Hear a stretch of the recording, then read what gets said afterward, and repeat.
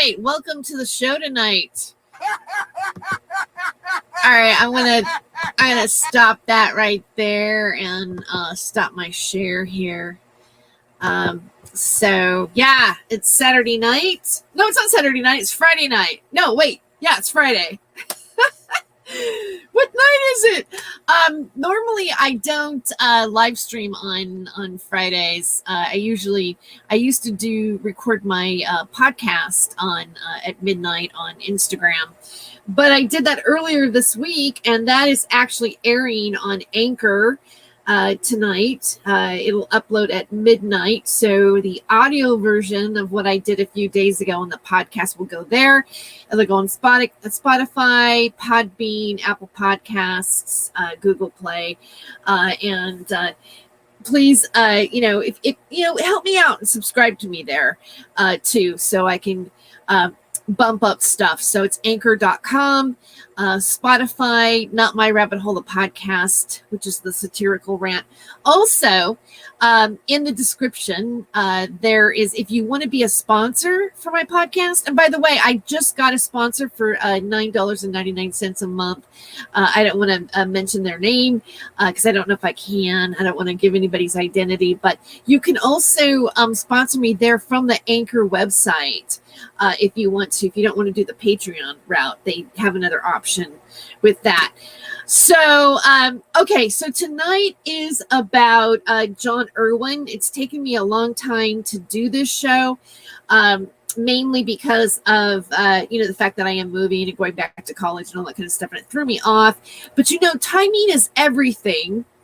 And it just so happens that today, there's something going on, and it's kind of associated to John Irwin even, because John Irwin actually, I'm sorry doing this like right now. I just barely put makeup on before I started the show. I'm kind of like doing a last minute rush before starting. Okay, so here's what's going on.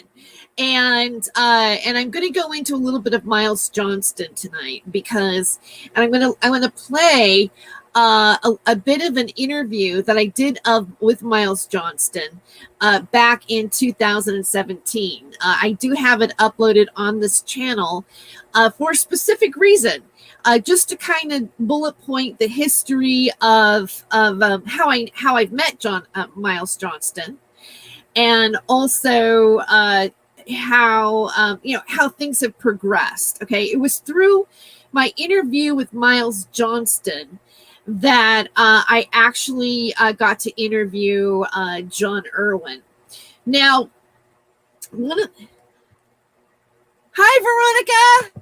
Nice to see you present tonight. So, I'm glad that you're here. Now, maybe some of you might not know who John Irwin is, or maybe you don't even know who Miles Johnston is, but I suspect that most of you who are tuning in tonight and have made it here, you probably do know who the two players are.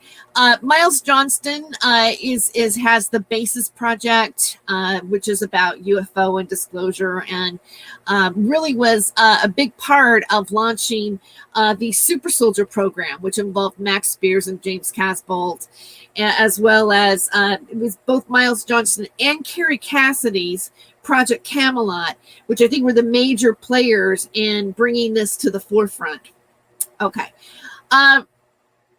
Also, John Irwin is, and he's, I believe that John Irwin is the real deal. He was a special, he worked in the U.K.Special forces, and it was the forces that was going against the New World Order. And this is way back in, I believe it was the 50s that he became part of the U.K.Special forces. And he learned a technique that only a few people know, and it's called the Machine, or the 16. And he's written a book, and you'll hear about him talking about that as well. Now, since then, there has been a lot of since since I did the interview with both these men, there's a lot of controversy between the two of them that happened. The reason why I interviewed John Irwin is because when I had uploaded my interview with Miles Johnston from American Freedom Radio on my YouTube channel that I had, John Irwin left a message and said, that's not accurate. That's not my story. And there's a point, and I'm going to play that interview with you. What's up, kiddo? How's your Friday? Yeah. Hi, Big 21. My Friday's good. My Friday is here with you guys. So thank you for tuning into here. I'm just want to talk about my relationship to John Irwin, how I met him, how he came about through the Basis Project, and how when I interviewed Miles Johnston, Miles Johnston, I asked him a question, and instead of answering the question, he diverted into a kind of a dialogue about John Irwin, which wasn't really accurate, and according to John Irwin. And so when I uploaded the video, John Irwin made a comment and goes, "That's not true. That's not my story." And I said, "Well, would you like to come on my show and set the record straight?" And he said, "Sure." So right after I interviewed Miles Johnston, I interviewed John Irwin. And his story is really, really interesting. And I want to talk about it. And I want to play some of that interview that I did back in 2017. Now, there's things that happened beyond these two interviews. And in a way, I kind of got caught up in it because there was a point when James Casbolt was in prison for doing hi Info Create. Hey, nice to see you here. I saw your comment from way earlier tonight, so that's really cool. So you're here just in time. Yeah, we're just starting. We're just starting on this. So I should have shared it on my Facebook page. I meant to do that because there's a few people. Okay, I have somebody texting me here. I have looked. Thank you. Your best bet for the state. Oh, okay. I'm gonna just do a little something here. There are several comedy clubs, but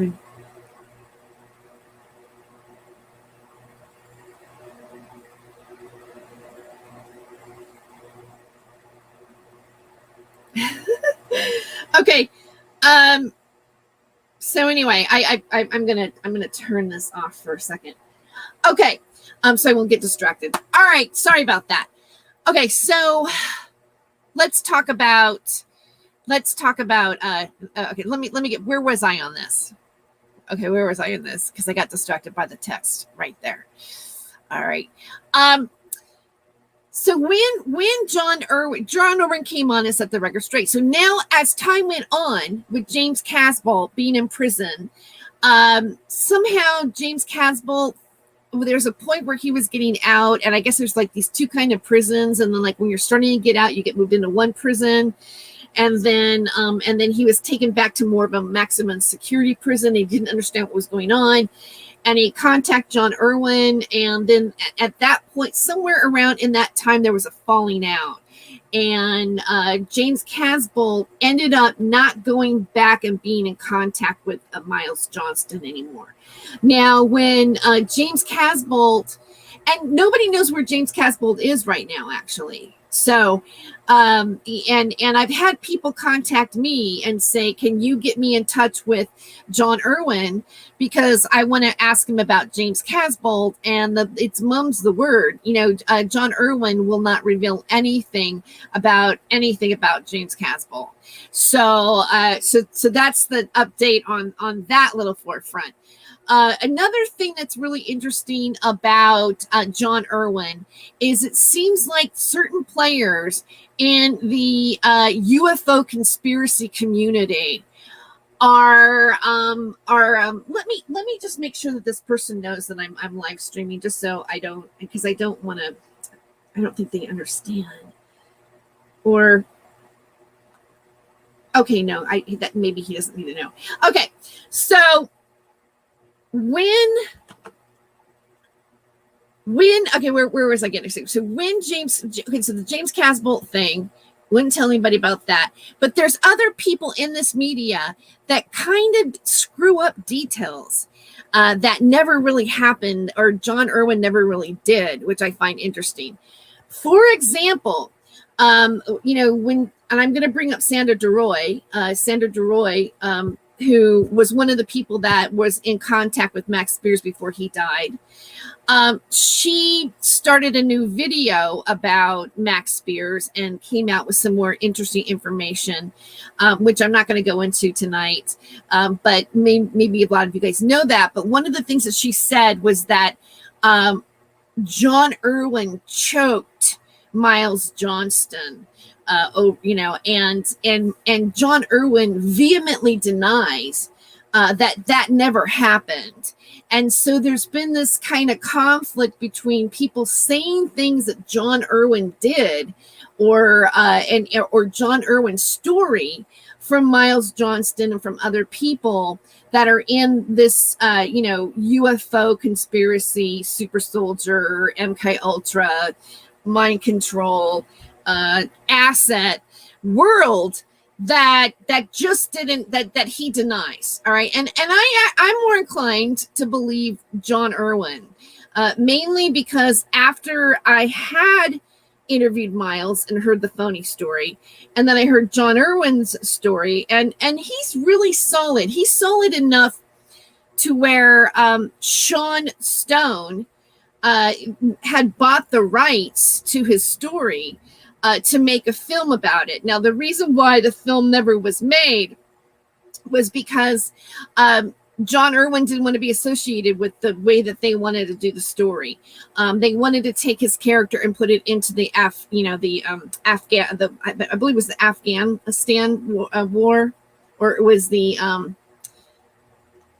it wasn't, or the Iraq war. I think it was the Iraq war. They wanted to bring it up and then change the story to make it different, because he talks about going on a special assignment to Jaba, which you can't find on the map, but it's near Syria, where he meets Nephilim, and he finds some ancient tablets that can pretty much be activated by our own bodies, because our own bodies are like a battery. So it's really kind of Matrix-like, because like when he learns the 16 of the machine, it's something that he downloads through what he does in the special UK forces. And again, I'm going to play a little bit of this. It's very interesting. Let me see. Some of you, Rudy Roo, you made it on time. But you know what? I'm starting later. I kind of thought maybe I was running late today with everything. And I kind of figured, since, I kind of have a UK crowd anyways, it doesn't really hurt to start later. Or not just UK, but people from different areas. Let me see. Greer Louise, hi, welcome. Let me see. Info Create is saying a lot here. Hey ho, just in time, love these. You're the perfect host for someone like John. Well, thanks. Because you actually listen and ask good questions. Thank you. I appreciate that. What's up with Casbolt? I don't know. He's very secretive about that. And I'm really hoping that John Irwin will do a show with me again. He said he would. But I've been trying to schedule him.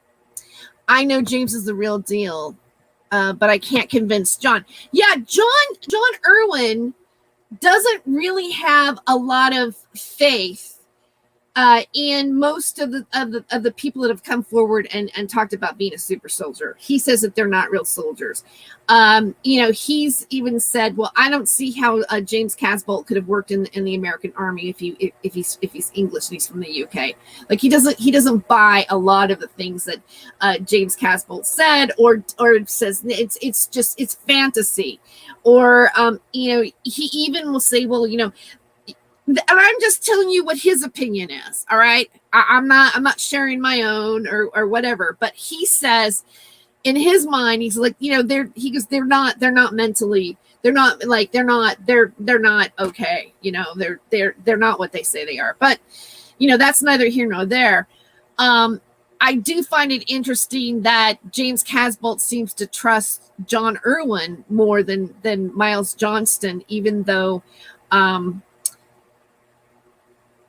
John doesn't really believe that James is who he says he is. That's to my understanding, right? That's just the feel that I get from him. So, NYC. Okay, so anyway, one other thing that I want to talk about tonight that has come up. First of all, Miles Johnston lost his YouTube channel, the main one, which is kind of shocking. And it's really disappointing because, all those interviews that he does have, with, let's say, Max Spears or, James Casbolt or whatever, it's all wiped off the internet right now. So it's kind of, I find it interesting that a lot of this is almost is it going to be like it never really existed? Like, for example, we don't have Project Camelot here. We don't have, Miles Johnston now. So now everything that we find is either somebody's re-upload or some other interview of these people. So it's kind of like we have to piece in and tell the story. Another thing that's happened, and again, I don't want to say what it is exactly. I'll give you an update later, but I've been from different sources. One of the sources is John Irwin, but I'm not going to tell you exactly what he sent me today because I want to make sure that I verify it. It doesn't look good, and it does involve Miles Johnston, and so I'm just going to say that, if it's true, he's gotten himself into some trouble, and I will tell you this: according to him, because see, Miles. I looked at a graphic from John of a conversation that Miles sent to him. And I just kind of find it interesting that with all the disagreements and all the drama and all the stuff between the two men, why would Miles actually confide in John Irwin as if, as if he was on his side? Right. I mean, I don't know if it means that he was on his side, but he did confide in him. I know that if the shit were hitting for me, if the shit were hitting the fan for myself, right? And there was an arrest involved and I was, in trouble because of a quote unquote honeypot, which he describes to John Irwin, as if it's a setup, that's connected to his YouTube channel going down, and it has been it's terminated by YouTube, because you can say, well, their YouTube channel went down, but did they take their own YouTube channel down to make it look like it was like they were being censored, or were they actually really censored? He's actually really censored.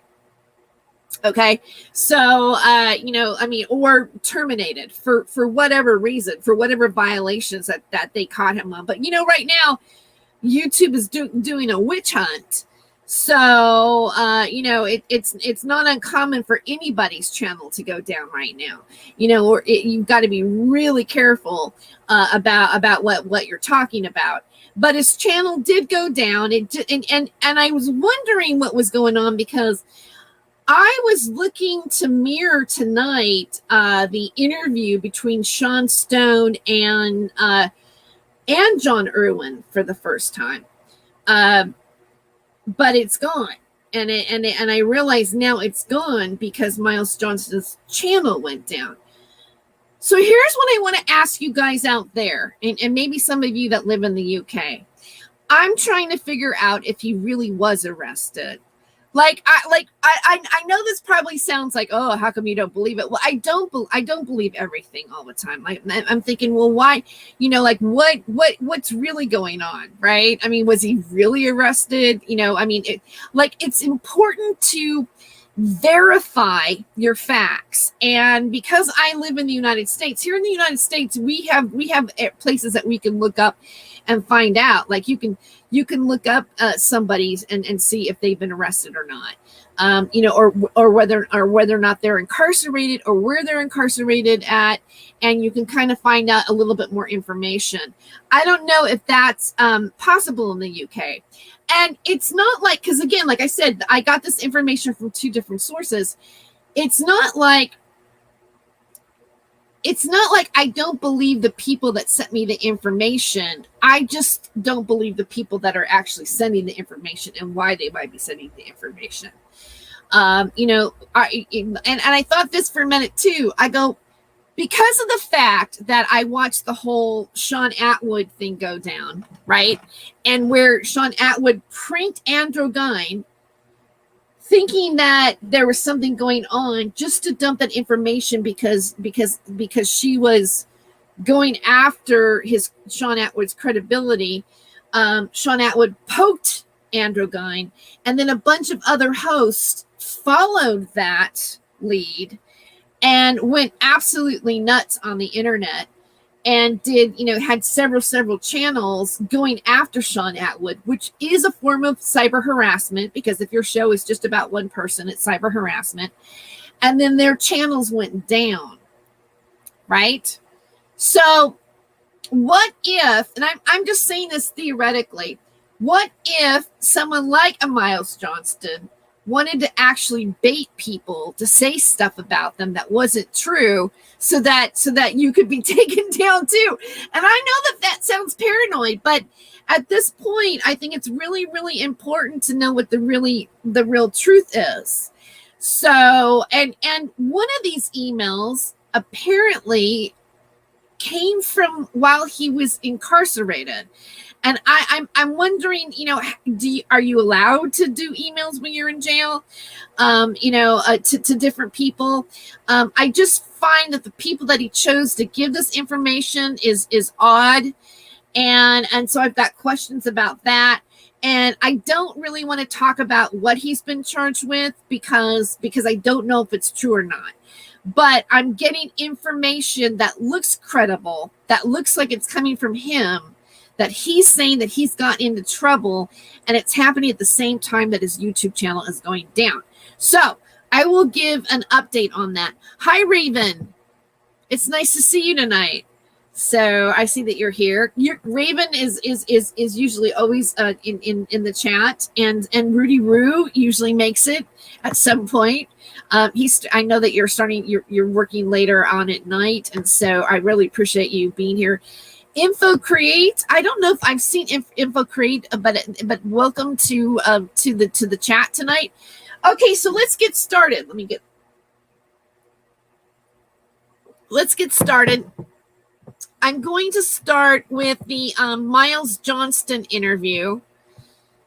And I want to just play a little bit of it because from the beginning, because I thought Miles was really good on this show, and he's good at doing a banter. He's a smart guy. I mean, he came off kind of smart. We were talking, and it was actually a nice interview. It's just too bad everything went so south, but hey, it is what it is.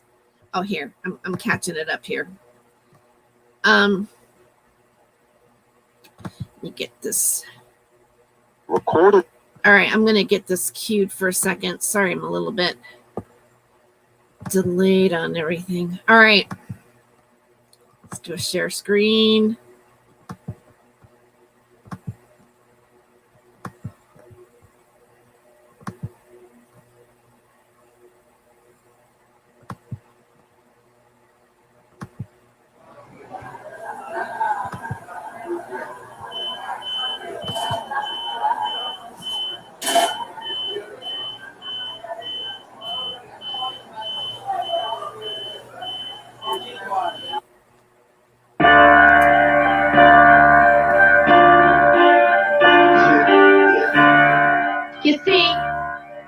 up in America.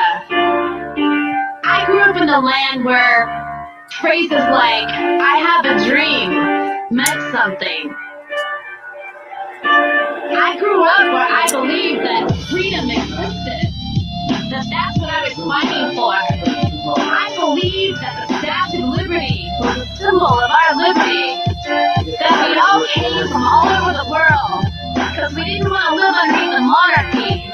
That our founding fathers made America the land of the free and the land of the brave. I don't care what you say to me. I don't care if there's a shadow government or there's people out there trying to take it away from us. This is America, damn it, and I'm taking it back. And now your host, Terry Joyce. And I want to mention that opening song. I just reacquainted with I talked to Travis John from .com Records yesterday. We did that recording 8 years ago in a little closet. We had a little studio, and he's first of all, someone who worked with him did the beat, and he is doing the rap, with me. And it was one of those kind of things where he just goes, okay, just go in the booth and start talking. And I put some headphones on, and I just improv that. That was I improv'd it in one take, and he improv'd it in one take. It's a whole song, actually. And we call it one take because we did it in one take. So, okay, I'll continue. All right, welcome to the Freedom of Joyce show here on American Freedom Radio. Thank you so much for tuning in today. The date is December 7th, 2017, and we are 2 p.m. on the Pacific Coast, 5 p.m. on the East Coast, and it's 22 hours, I think, on military time. So if you are here, we do have a great show coming up. My guest today, you may know him from the Basis Project. His name is Miles Johnston. He's the creator of the Basis Project. I've been watching the Basis Project for a long time, and so I'm very excited to have him here. First time on the Freedom of Joyce show on American Freedom Radio. Welcome to the show, Miles. Well, hello. How are you? From Wiltshire in England. Wow, it's so exciting. I think that we can communicate so easily now all over the world. Yeah. Yeah. And it's freezing cold here, and we're getting snow apparently. But that's what we talk about on the island of the British Isles, England. Oh. Yeah, we do that. We talk about the weather. Yeah, you talk about the weather. Yeah. Well, see, our weather here I'm in Southern California, Long Beach. It was a little bit sunny during the day, but it gets colder at night. We're having winds. I don't know if you're familiar, but we're having big fires happening in the Ventura, California area. And I gather there's nothing controversial about that. They're just happening naturally, and it's part of evil global warming because you drive a car with gasoline in it. That's right, exactly. And you are personally responsible for the... All right, so Rudy Roo says one take. That sounds professional. You know what? Sometimes it just, it was just one of those things. It was like one take. Actually, I was looking at a video about Natalie Wood, and apparently she was known to doing her scenes in one take. So, yeah. Sometimes I can do it. Sometimes I can do it in one take. The woes of all the world, and there's no way that there's any other kind of conspiracy involved here. Absolutely. And there's a fire that broke out near the Getty Museum, and that has a big conspiracy around it at the moment. So, why? Any museum. I know there's lots of things about museums and which is displayed and which isn't, and what's written, but that's not good at all. Well, see, here's the deal. There is an ex-CIA NSA contractor named Stephen D. Kelly who was making laser guns during Ollie North administration, and he wrote a book and everything, and so he comes out with the Getty Museum being connected to the underground bases. It's one of the focal points near the Screwball Center as well, and he claims that they're holding child sex slaves underneath there. and they did a whole psychic astroplane attack on the psychics. Literally, like Okay, a so week and a half I kind of ago. want to just skip this And part which here now, because of course, if you're following what's going on, I don't want to go into the whole Stephen stuff and the Getty Theater. I mean the Getty, not the Getty Theater, but the Getty Museum, because first of all, I just don't right now, and that's kind of old. Like for me, that's kind of old news. But I want to skip to the part where he starts talking about John Irwin, and it kind of happens like right around here. All right, so let's go. I just want to set some stuff up for you. questions that are coming out with like. Okay, let me go a little further.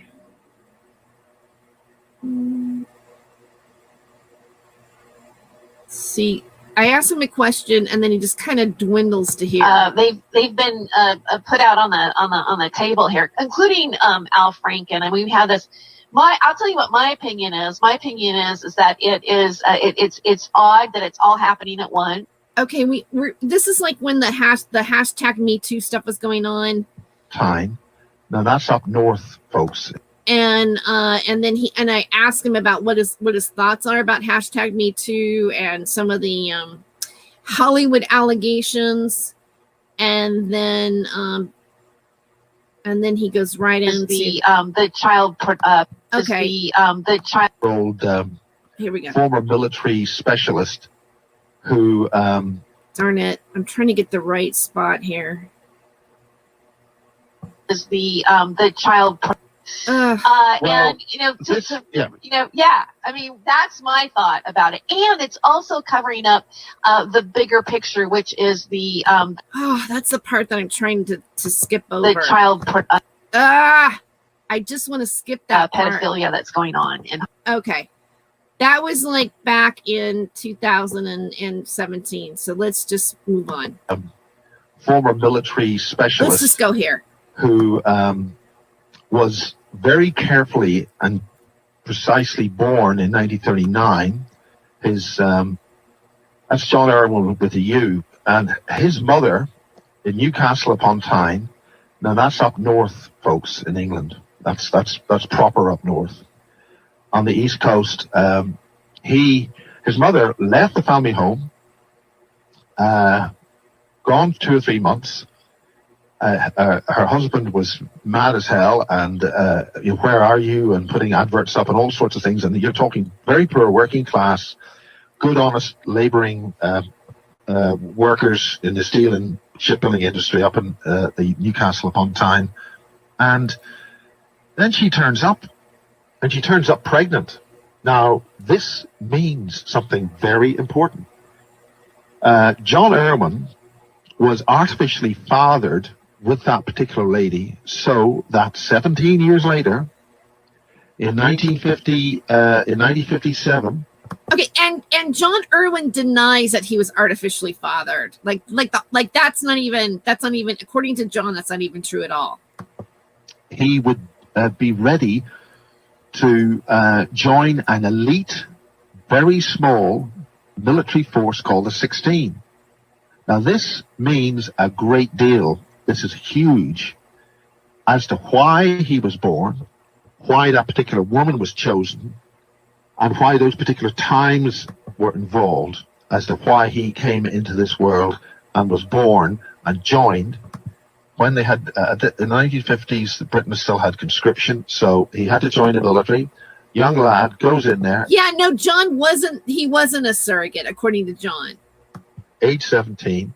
And he's in the military, and bingo, he meets a strange, very pale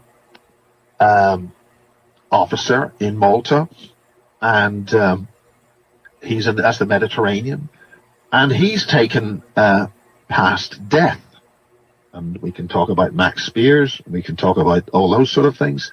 So he is engineered to go past death and be specially trained. Now, we've already gone through this with Sean Stone.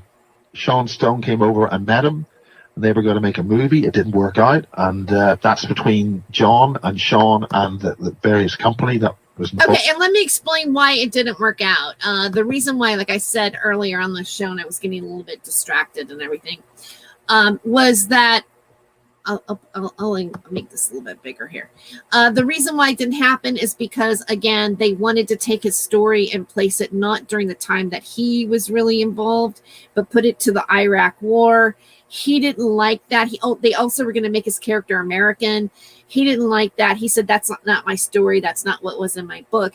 And so the option to pay him off, like they paid him off to have the rights of the movie to do it the way that they wanted to, because they had a deal. I guess they did have some sort of financial deal.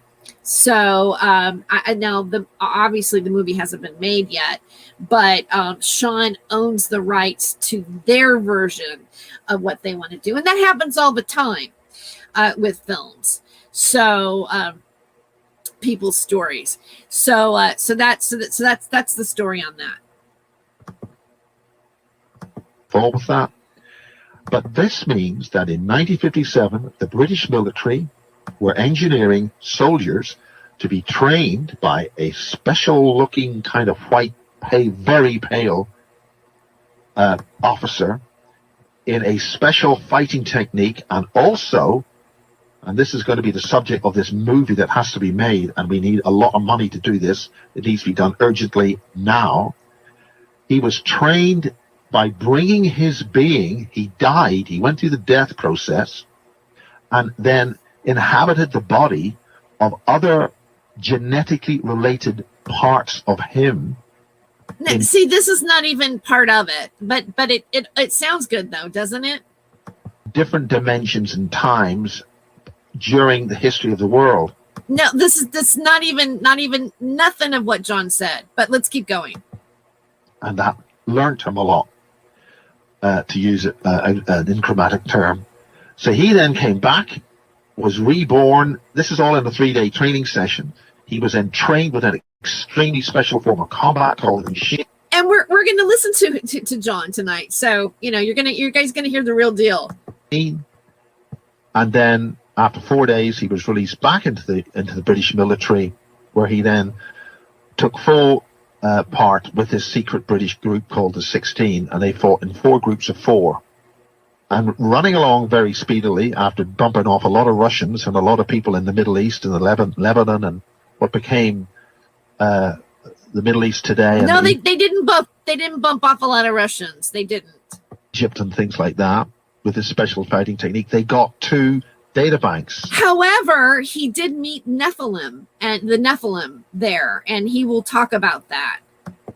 Oh, and okay, wait, I'll come back. Extremely old data banks from our past, which contained huge amounts of information, and this had a reader, and you could see what was on that. And that information has translated itself into a lot of the secret, esoteric 9/11 type energy weapons that we are using today and are probably being used to start some of the fires in California. Okay, he's assuming things that have no basis there at all. And that is why he wrote a book, and the book is One Step Beyond. That refers to One Step Beyond Death and the 16. No. So this guy's birth was planned to do this in the 1930s, which means the British secret intelligence people. See, it's a whole nother, story about him. Oh, his birth was planned. Like there's this genetic thing going on, Uberman kind of secret space, or secret special forces, blah, blah, blah, blah, blah. Very much like he's pushing it. He's pushing John more into a super soldier type of world, it seems. They were going to have to fight an interdimensional war, which is what's happening right now, which means outside 3D, and that is why you asked that question.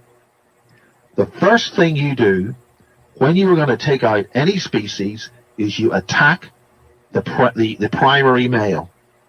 You take that male down. You take the dominant male down. And that's what's happening sexually. That's why we have the sex crime. George Orwell told us this. He told us this. Right? So we have this sex crime, and that's what's happening right now because a predator that is not human is taking us out right now, and people need to wake up. Wow. Okay, so it's interesting that it's interesting that we're talking about him talking about sexual predators and everything right now. In this dialogue here. It really doesn't have anything to what he's saying right now is taking it really takes his story and twists it all around into something that fits more of a Miles Johnston narrative. Also, earlier tonight, I'm gonna reiterate it again in terms of new information. John Irwin sent me some information about Miles Johnston tonight. He did lose his YouTube channel. It was terminated. He has gotten himself into some sort of trouble that involves a honeypot, and he claims to have been arrested. I don't know if he's incarcerated now, or to my understanding, he is. But I don't know for sure because, and I'm asking you guys out in the UK if you could help me find out that information. Is there a website? Is there some place that you could search people that have been arrested in the UK, police kind of things? We have that here in the United States. Or do you know if you can find out if somebody's actually incarcerated or not? I just want to see if the story is even true at all. And I'm not saying that the people that sent me this information that I don't trust, because I do trust John Irwin. I just don't trust the motivation of Miles to put that information out. Or I don't know. I find it interesting that he's contacting. If he is in jail, then how is he allowed to email people? These are written things. Not I don't have people calling me up and saying, "Oh, Miles Johnston called me," and I just don't understand. With the conflict between Miles Johnston and sorry to repeat myself, but some people are coming in later, and I was kind of jumbled around. I just want to be specific and ask you guys out there if you know how to find out that fact, because I'm unfamiliar with how the UK works, but I just find it interesting that because of the conflict that did exist and has existed between John Irwin and Miles Johnston, that why would Miles Johnston reach out to John Irwin? Why would somebody reach out to their enemy or not their friend and say, "Hey, this has been happening to me," as if that person's going to be able to do something for them? I would think logically you would reach out to people that care about you and have your back. Also, I want to give a shout out to Shadow Band account. Nice to see you here tonight again. So yay. I just want to acknowledge you. Okay, so let's continue. Miles. Okay, now I'm not going to go through the rest of the interview with Miles Johnston tonight, but I will make sure that I will source this in the chat, and later on after the show I'll make sure that I include these in the description. So I'm going to put the full interview here. I'm going to skip towards the end because he talks about Max Spears, and I think that's worth listening to what he says back in 2017. That's the other part that I wanted to show you about this particular interview. And we're going to go right around here. See. One of the most beautiful beings made in the universe is the human, and right now it's going the wrong way, and we got to fix this problem. We do have to fix it. That's just absolutely frightening. Now you mentioned now is it Thule Island? Is it Thule that they were doing this on? It's Thule, Thule. There's Thule base, which is a U.S. base in Greenland, up in the. Let's go a little farther here. Great Britain's only called Britain because of Brittany in France. So we can blame the bloody French on this. It's always convenient to blame the French, especially when you don't have a point to make. Just blame the French. Probably right. I had a French girlfriend, and she would kick my ass up by saying that. Okay, so the thing is that because things were waking up in Northern Ireland, they had to shut that down. So the German intelligence agency, the DVD, brought in relevant players, and bingo, the provisional IRA was created. That created the Troubles, and the Troubles were kept going, as a lot of people are now beginning to see. When things started to settle down, a bunch of real nasty bastards walked around shooting people, creating extremely nasty political disruptive situations.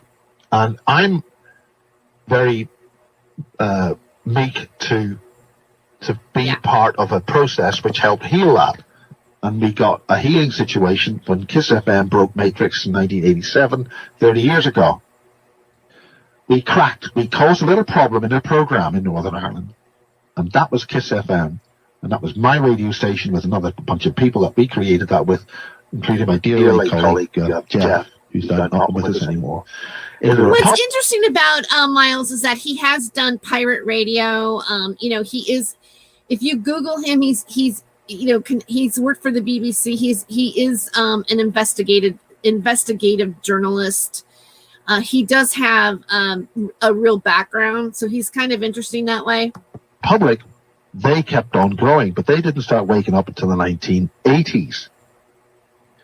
And this is when the whole thing about pirate broadcasting comes into steam, because pirate broadcasting broke the mind control of the state broadcasters, which allowed those individuals to wake up. And that is why the Basis Conference in Ireland, 2 months ago, was called Ireland Awakening. There's another gentleman who did that. It was a guy called Terry Hooley, who is responsible for lots of things going on in Belfast, and that's another story. But he broadcast out of my bedroom while I was at the BBC playing his reggae show, running a pirate station. And I had to go to the BBC in Northern Ireland, which I worked for 5 years, and just had to sit there drinking Guinness because, okay, how could I possibly have anything to do with this pirate station when I'm here in the sanctity of the BBC club drinking Guinness? Guinness is a good beer. Yep. Do you know what the worst thing on the face of the earth ever happened? Forget about all this stuff that's been talking, just to lighten the mood. Everybody used to say, the best Guinness is brewed in Dublin. Well, when everybody was saying the best Guinness is brewed in Dublin, it was actually made in England. Now, just think how bad that is. Could you? Okay, I'm just lightening the mood. Anyway, they only made it in Ireland relatively recently again. So anyway, that's one of the great travesties of life. Forget about who sank the Titanic. That was a German thing as well. He is charming. Well, so where are we now? We were at about 11 minutes left, I think. In terms of what are we talking about? 12 minutes. We were talking about, the black. Well, you know what? We've got a little bit of time left, and I do want to make mention of Max Spears a little bit before we go. Okay, right. What is there anything new on about him? Okay, the basic story of Max is that I met Max for the first time at the Super Soldier Summit near Las Vegas, in Henderson, Las Vegas. We got on very well. He was with his beautiful girlfriend Sarah, and that was a great time. And we had a really good time, and it was great when he came to England. And when I interviewed him in England, we had so many agents flying around in Canterbury. We actually outed two of them, and one of them came over. Oh, hello, Miles. Yeah, good to see you. But they were two agents. But the basic rule is once you're exposed, bingo, game over, go home. So it was nice. Oh yeah, the same people who tried killing me 5 times since Max's death. I had 3 attempts, poisoning, the Temple of Set. Remotely were trying to butt me off, poison me, similar poisons and things. There's a whole lot of story in that. There's 2 attempts in the car where I sat in the car. He mentions the Temple of Set, but after Max's death, I think he interviewed Colonel Michael Aquino like 3 times, and he created the Temple of Set, and yet they were trying to kill him. So I don't know. And this voice in my head, we're about to kill you. You are about to die. And I says, oh, that's very nice. So drove on anyway. Ah, It was the cruise control they banned Jax, so that happened twice. So they've been trying to bump me off for a while, and I'm still here. So that should tell people something. So that happened after Max. So the point about Max was that on the lead up to that conference, I'd been speaking in Poland twice. This was the second time. They're very nice people. Very nice lady called Monica Duval wanted to develop bases into different languages in Germany and in Poland and in Europe, speeding on very quickly. Very nice civilized thing. I was very impressed by the Poles. The Poles are very switched on. They did a very good job. Lots of very intelligent questions. Loved Warsaw. Great place. Great people. But there was a plot.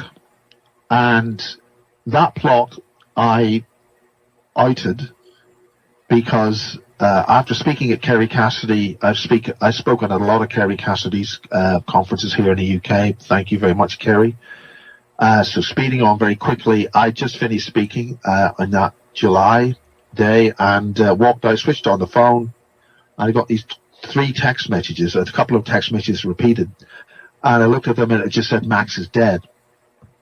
Cutting a very long story short, made the phone call, talked to Monica, she's in tears, totally distraught. Also got text messages from Madeline, the other Polish girl concerned. We don't need to go through the whole thing here, but the bottom line is that there was a problem that after crying and crying and crying, suddenly Monica's tone changed and there was hope. Maybe Max could be revived. I got a confirmation from the other girl, Madeline, that Max was definitely dead. Dead. Not dead, but dead. I mean, not coming back dead. Yet, Monica's people were trying to revive him. At that point, a very kind gentleman, very wonderful gentleman called Stuart Sverdlow, who I interviewed in London, and he's a very decent guy.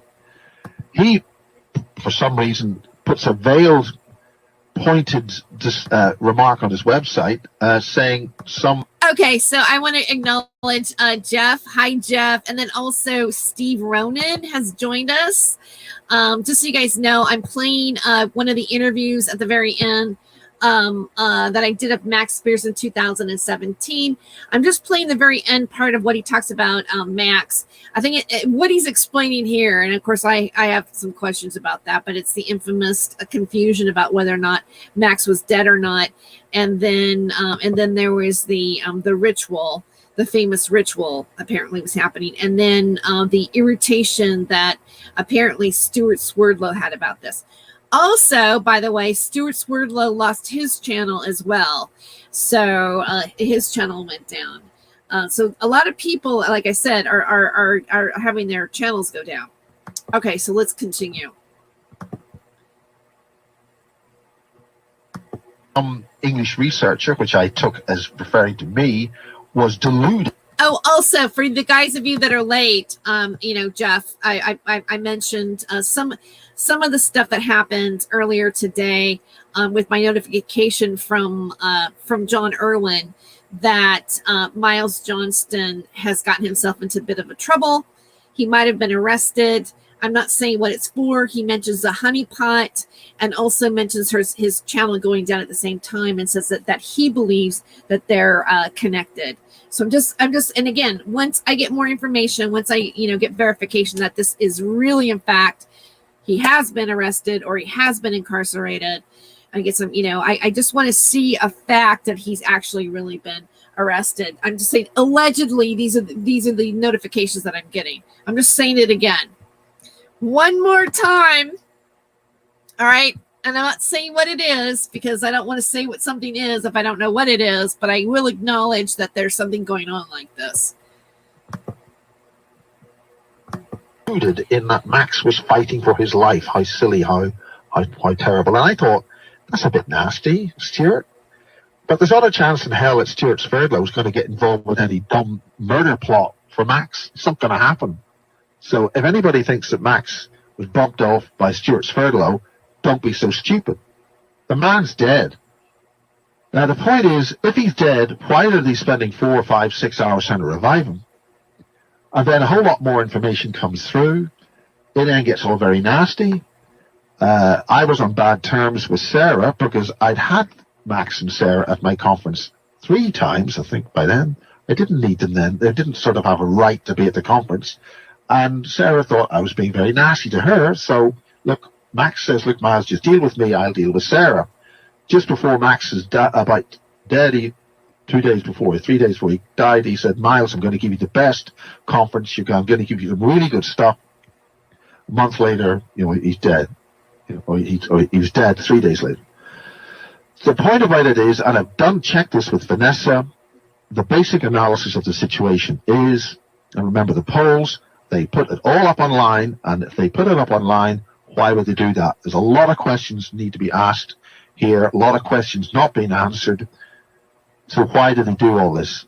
There were question marks over this. I mentioned this on the Kerry Cassidy show, and the shit hit the fan. And that was 2 days later. There is a problem here in that there's a method that was described to me, which another individual described in a public domain, which I think is a little bit too much coincidence there. As of a couple of days ago, the coroner in London has postponed this again. None of the individuals in Poland are going to speak. Monica de Waal is gone, vanished. Another couple of people can't be contacted, and nobody in Poland is going to speak at any English coroner's court. So the judge here, according to Vanessa, is saying, we want to get to the bottom of this, which is good because the initial analysis of this would have been a whitewash. I told Vanessa, Max's mother, that there's going to be 2 autopsies you're going to need to do. One, the official results are going to be clean because there is no way that the Poles, if they have bumped him off, are going to release a body to Britain to put them in jail. It ain't going to happen. They're not stupid. Secondly, keep some of your own data so you can have it looked at subsequently later. So we have to see about that. So right now, the rest of the stuff's all in the hands of the police, the relevant Interpol and all the relevant agencies. I did my bit at the time. I've done my little bit now, and that's Max over, right? So whatever happens that's that. So are you, when you say that they're not going to give the body for them to, incriminate them, are you saying that it's probably not his body that was sent over? Do you think maybe it was not his body? There's a possibility that might be the case, but Max ain't around. The body that got to England, remember, it could not be embalmed. Yes. It had to come over by road because you couldn't fly it. Well, you couldn't fly an unembalmed body. Poland's a long way away, and what arrived was basically a black husk. Now, there's all sorts of analysis you can do on this, which is not fruitful to do here, but the process of being dead and reanimated. Now, according to Tash and Sandra, when they were on Sean Atwood's show, they said that his body looked like it had been waterlogged, or that he looked like a drowning victim, or it was bloated. I was allowed to talk about on BBC Radio 4 prime time in the evening, called the Pre-PM program. The BBC let that go out. That was a recorded interview, and they chose to include that interview and what I was saying about engineering and a weaponization of things beyond death, which is why the interview with Michael Aquino is so important, because we're dealing with a whole domain outside 3D here, and it's weaponized, and it's getting very nasty, and we're in a lot of trouble on that. Well, Miles, you've definitely. Okay, so that's pretty much it on Miles. All right, so I want to stop that there. Let me see, Louis. Wonder what he was arrested over. Okay, I don't want to say. All right, that's the thing. I don't want to say it because I don't want to have any legal ramifications of talking about something that may or may not be true. It's kind of like him saying, oh, Max is still alive and we're going to revive him, and then Stuart Swerdlow's like, no, he's dead. Why are you saying something like that? It's like things get confused. But it's Steve. Steven. It's It's something not very good. That's all I got to say. So what he's saying he's arrested for, obviously he's saying it was a honeypot, so he was set up. So use your imagination on that. What is a honeypot? You know what I mean? So usually a honeypot involves an attractive woman, possibly. So that's kind of like what he's saying, is that he was set up. And so anyway. All right. Yeah. And if that's true, because I still want to see the fact that he's actually arrested. I don't know. I just kind of find it interesting that this information comes out and this show's happening. I don't know if that's a coincidence or not. Yeah. And his channel went down too at the same time. So, like, what is that all about? Am I just doing a reaction video? Yeah, I am. Tonight it's not a live interview of John Irwin. What I wanted to do was kind of set up who John Irwin was, and then show some of his past interview, and then just kind of like talk about the relationships between John Irwin and Miles Johnston and the whole Super Soldier program and everything. But I really think, in my opinion, that John Irwin has probably the most legitimate story out of everybody, and it seems like his story gets messed up. And I feel that the reason why I want to bring it out, what John Irwin has said, or what comes out of John Irwin's mouth about what he was involved with and what it was like to work in the U.K. Special Forces. His story is very interesting. And again, I don't think Sean Stone or Hollywood would be willing to actually do a movie about somebody if they didn't think that it was worthy, or interesting enough or credible enough to actually make a film about it. And he has written a book.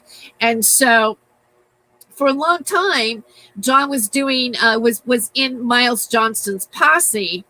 And how I knew John Irwin, I'm going to repeat it again, because like for the latecomers, is that I'd this interview of Miles, I'd done it, I'd uploaded it to my channel, and John Irwin made a comment, said, "That's not true. That's my story. That's not my story." Because John Irwin's saying that he was, his mother was artificially inseminated and he died, and he was able to go into other bodies of his own self in different timelines and, fight all these wars and this and that.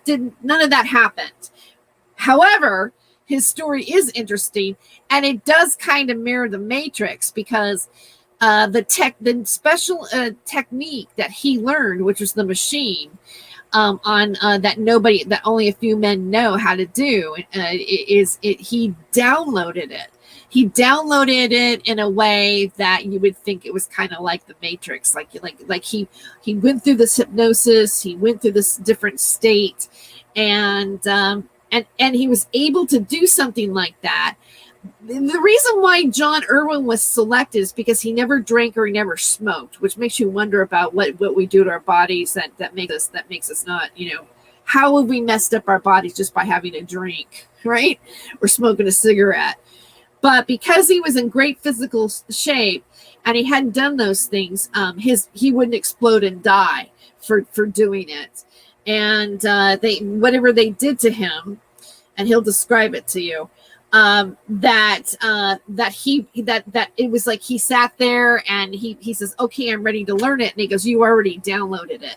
And he had like a, like his tooth. You're here. His tooth was like loose in the back. He had blood coming out of his mouth when he came to. Didn't know what really happened, and he'd already gone through the training. And then as time went on, it came to him, and then he was like in real time doing it. But at first it wasn't like he learned it like we all learned, karate or whatever. It was like a download, and I find that fascinating. So, okay, Steve Ronan says even his name spell. Yeah, you're great at covering all this, Terry. Thank you, Stephen. Thanks. And see, even his name spells out my lies. Yeah, M lies. The thing of it is that I think that Miles Johnston, Dietrich said this last week. You know what? Peter Moon, I guess, and Dietrich have been written a book together or something. I've been seeing these videos. I don't know much about it, but I just became friends with Peter Moon on Facebook again. Because I've lost all things. I've lost a Facebook account, and I've had another one for a year. Thank God I was able to get another one and start over. I've like rebooted, over again. But so I kind of become friends with people again that I had been friends with before. Terry, did you know that Michael Aquino took control of the narrative with Sean Stone? No, I didn't. But there's definitely, I know that there's a Sean Stone, Michael Aquino connection, because even before Sean Stone's death, not Sean Stone, Max Spears, even though before Max Spears' death, right, Sean Stone had interviewed Michael Aquino. And also, Max had done Facebook posts about Michael Aquino and Sean Stone. And one of the things that Max was upset about was how come Michael Aquino praised Oliver Stone in his book. Okay, I believe it was the one about the war games or mind games.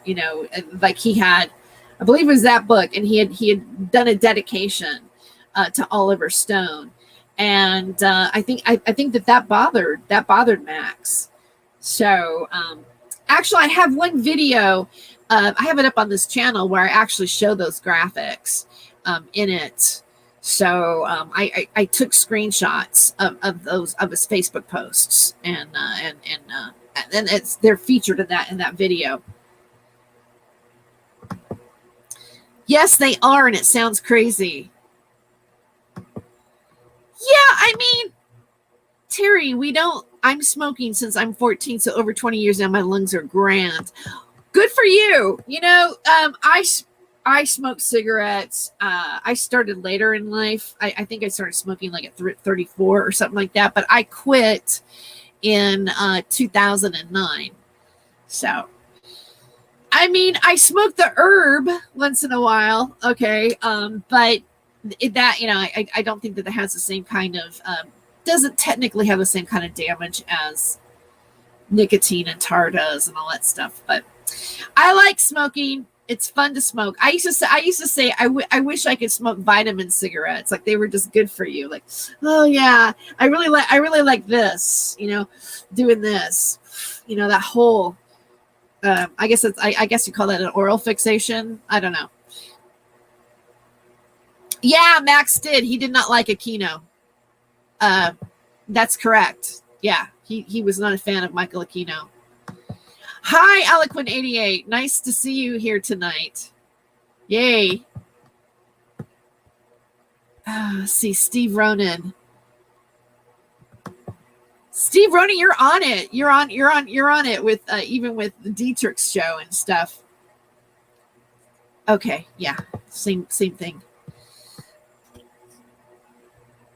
Okay, so let's get to the wow, it's already 11:43. Well, that's what happens when you start late. All right, let's get to the John Irwin interview. All right, I'm gonna let him play for a while. I hope you guys find him interesting, because I certainly do. Okay, and then I've got graphics too, so you're probably going to hear the theme song. There's pictures of him and Sean Stone. Okay, I don't want this big yet. Let me share the screen. This was on December 12th, 2017 was the interview date. And I've actually listened to this so many times now. It's you get something after you listen to it over and over, and I'll make sure that it's in the chat too as well. Oh God, I hope I did the right thing. I'm always afraid I didn't do the share the audio. And I'm in touch with John quite a bit. I mean, we're connected on Skype, and he sends me a lot of things. Like he sent me a lot of things today, just about what's going on in the world and stuff. So, like he said that thing from Miles to me today. So.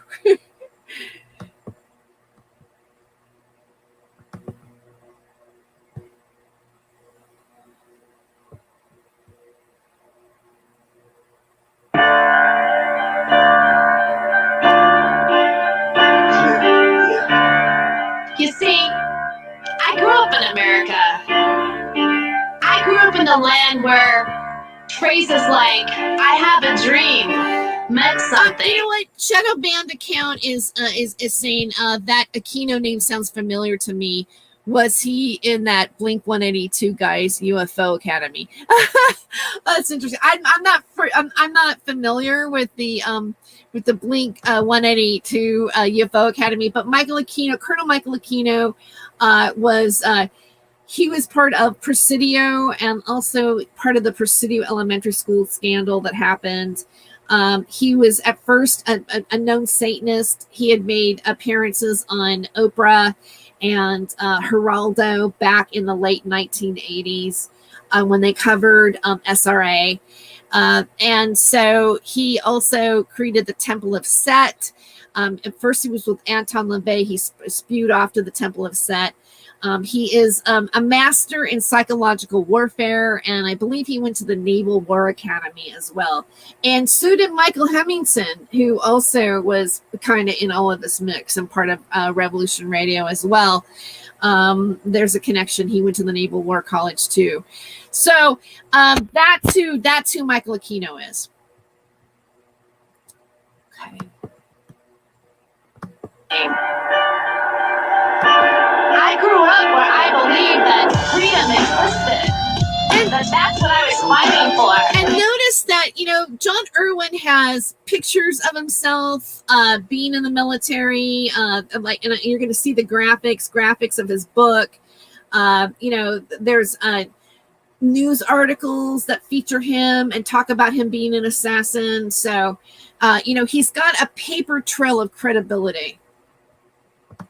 I believe that the Statue of Liberty was a symbol of our liberty, that we all came from all over the world because we didn't want to live underneath a monarchy, that our founding fathers made America the land of the free and the land of the brave. I don't care what you say to me. I don't care if there's a shadow government or there's people out there that's trying to take it away from us. This is America, damn it, and I'm taking it back. And now your host, Terry Joyce. Welcome to the Freedom of Joyce show here on American Freedom Radio. Steve Ronan, I don't know who you're referring to as being dead now. John Irwin is still alive. He is in his 80s though. He's in his early 80s. So he is older, but I think John Irwin's in pretty good health still because he didn't smoke or drink, right? I'm kidding, but he's still. I believe he's still in pretty good health. There are rumors that Michael Aquino isn't alive anymore. Now Douglas Dietrich says that he's not alive anymore, but I can't find an official obituary on Michael Aquino, although he hasn't appeared in a long time. So maybe he is dead. Today is Tuesday, December 12th, 2017. So it's 12/12/2017 today. My guest today is John Irwin. John Irwin was mentioned on my last show here that happened this last Thursday with Miles Johnston.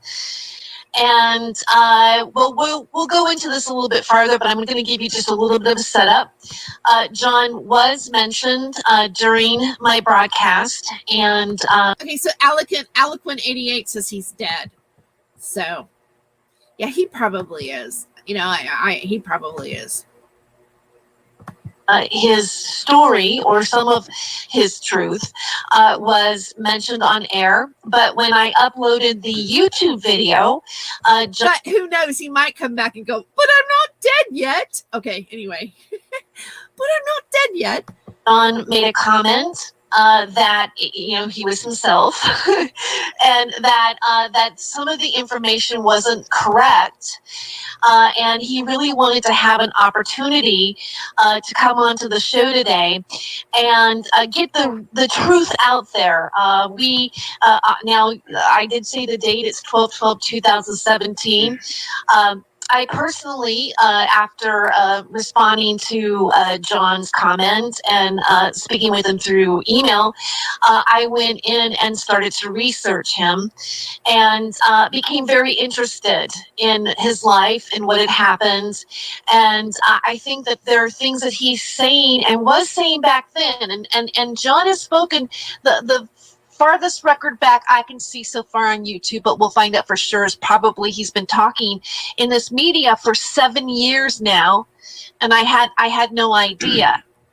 But some of the things that he's saying are extremely relevant to what's happening today, and I think that hopefully this will open our mind and give us some solutions. Yeah, I'm still addressing the Aquino stuff. I saw that on the site for the Temple of Set. They say that he's transitioned.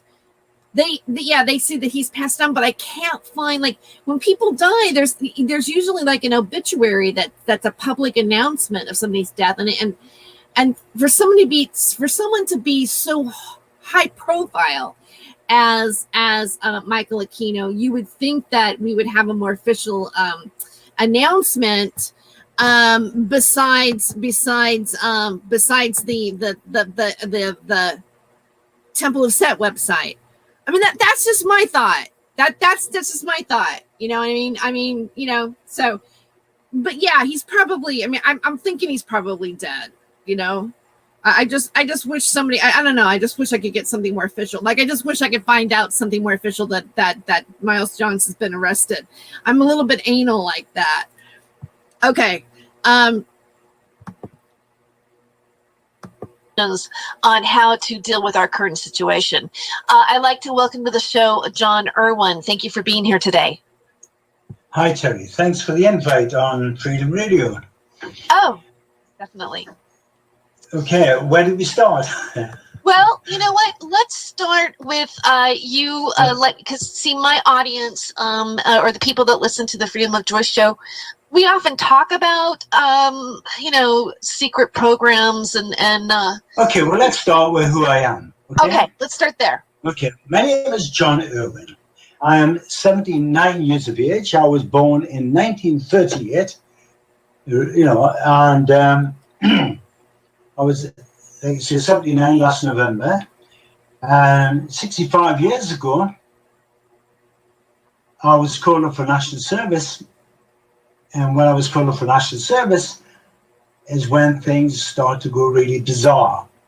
Instead of just doing the national service, I ended up with a special forces group and doing operations throughout the Middle East. So that's where it all started. And at the beginning of your program on Thursday. Yeah, Mike. I'm interrupted again. Steve Ronan. Yeah, Michael Aquino was a Satanist. He was part of the Anton LaVey group, and then he spurned off from there and started his own Temple of Set. So yeah, and he was public about it. And I think that Michael Aquino might have had something to do with allowing the Satanic Bible to be recognized in the military. So I think I'm not for sure.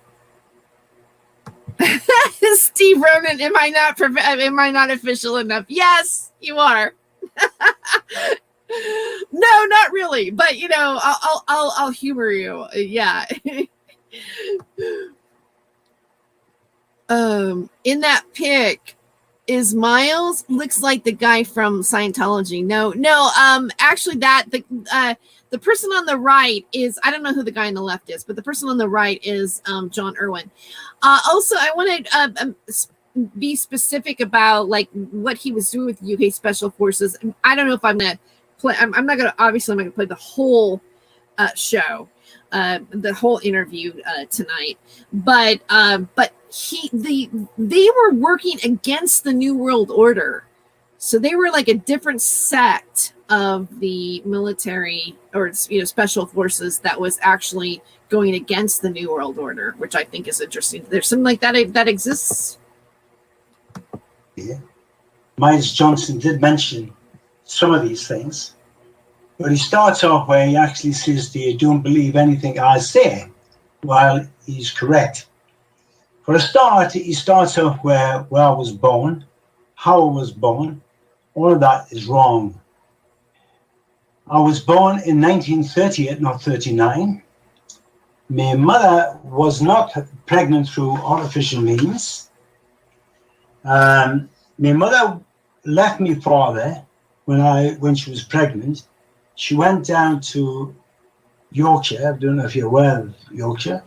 It's about 80 miles from where I live now. There was some kind of dispute between her and my father. My father had no idea she'd left.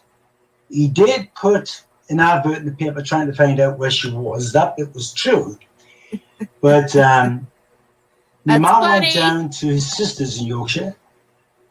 Then she took my mother over to see his brother in a place called Middlesbrough, and that's when I was born. I was born then. My mother came back to Newcastle about a week after I was born, you see? So Okay. That's the true story. I had nothing to do with the military. My mom wasn't artificially inseminated, and all of that was a fantasy. Okay, thank you for clearing that up for us. Can you go a little bit farther into your life now? Yeah, yes, of course I will. Sure. Yeah. Now, just after I was born in 1938, as you're aware, 2 years later the war started, the Second World War. So I was brought up during the war in a place called Byker in Newcastle, the northeast of England, not far from the city centre. The things were very, very hard in those days prior to the war. My mum and dad lived in a rent accommodation, which was a terrace house upstairs, 2 rooms, only gas, no electricity, only one radio station, where water was downstairs in the backyard, and so was my toilet. So I had nothing, literally nothing. And then rationing came along and made things even worse. So when I was born, when I got to the age to understand, when I was about 3 to 4, my father always seemed to dislike us in some way. He was always picking on us and hitting us. And my dad was a rag and bone man. He had horses, but he also worked in the factory as a crane driver. And during this time, like I said, he treated me like muck, literally. And I have no idea why. So when I started school at 5 years of age, the war was still on. I used to leave school in the middle of, in the middle of the class because of bombs dropping and what have you. So I spent roughly 5 years in school. I left school when I was 14. I started work on a farm. I'm not an educated guy, which is going to be obvious. And I really wanted to be a mechanic. And that's where it all started. When I was working on the farm and I wanted to be a mechanic, I got a job in a garage. I wanted to serve my time as a mechanic, but I was treated like a tea lad. So my mom had actually, we moved from Byker up to the new house, which was like a palace. We had hot water, we had electricity and all that sort of thing. By then I was 16, going on 17. Told my mom the sort of problems I had at the garage. She said, I think when we calling up papers came, I had national service in those days. When national service came, my mom said, I think you should join the army. It may be the only chance you had to see the world. So that's exactly what I did do. So when I was called up for the army, we had to go through medical, we had to say what we wanted to be in. I wanted to be in REME, Royal Electrical Engineers. That wasn't so. Apparently that there was worker regiments that nobody wanted to be in. So I was actually forced into one of those regiments called the Pioneer Corps. So when I actually joined up and went down to the training grounds, got my uniform and what have you to go through the training, I thought, what have I let myself in for? It was more like a 2 years prison sentence at hard labour. That's what it seemed like. So I was quite different from most of the lads in the sense that I never drank. My father was a drunk, and I hated it. I hated that, and I didn't drink. I never smoked. So when I was in the army, all the lads used to go down to nothing. I didn't. I used to go down to the gym. I was a keep fit expert. I used to go down to the gym. To cut a long story short, I was met in the gym by a sergeant during the training. I was told, I was asked if I wanted to do something to get a lot better than that, and I agreed. Later on, there was a massive lift of troops to the Middle East. I forgot all about the guy in the gym. Forgot all about him. See, that's where he met. This is a picture of him with Sean Stone. So that's when they met to, sign for the film contract of the book. And I wish that Miles Johnston channel hadn't gone down because I wanted to mirror their actual. They did an interview together that was on Miles' channel. I was destined to go to a place called Lebanon, Beirut, and places like that. On the way, there was 18,000 troops left England that night. We were heading towards the Middle East in our engine on our plane, which was called a decoder. When the engine's called fire, we had to land at Malta. When I landed at Malta, the orders had changed. I was now going to Cyprus. So when I got to Cyprus, after the first week or so in Cyprus, we were allowed to go down to the beach. When I got down to the beach, I was sitting on the beach with friends, and I had a rifle. We needed protection against the U.K. terrorists. So when I was guarding them, swimming, I was approached by an officer who asked us and reminded us on about the link back home. Some of John Irwin's pictures when he was younger, I mean, he was in phenomenal shape. Like he looked like an athlete. And my training, that's where it all started. So from then on, I was picked to go on certain, I was picked up, took away to a training grounds, unknown to the army itself. Now, let's try and explain. Because I was with a working regiment, the working regiments, people were sent off to different regiments to do work, you see. And because of that, I could disappear, literally. So I was sent off on a working party, which I didn't arrive at that working party. I was then picked up, taken away to the base of Trudus Mountains there, where I was trained to be an assassin. Should I go any further with that? Yeah, please do. I know that there's so much more to this because you meet another officer. I mean, I want to go through all of it. You know, what type of technique? I mean, you were, it was the machine. Okay. Yeah. Well, again, this is where the story is bizarre. Okay, let's go bizarre. I want to.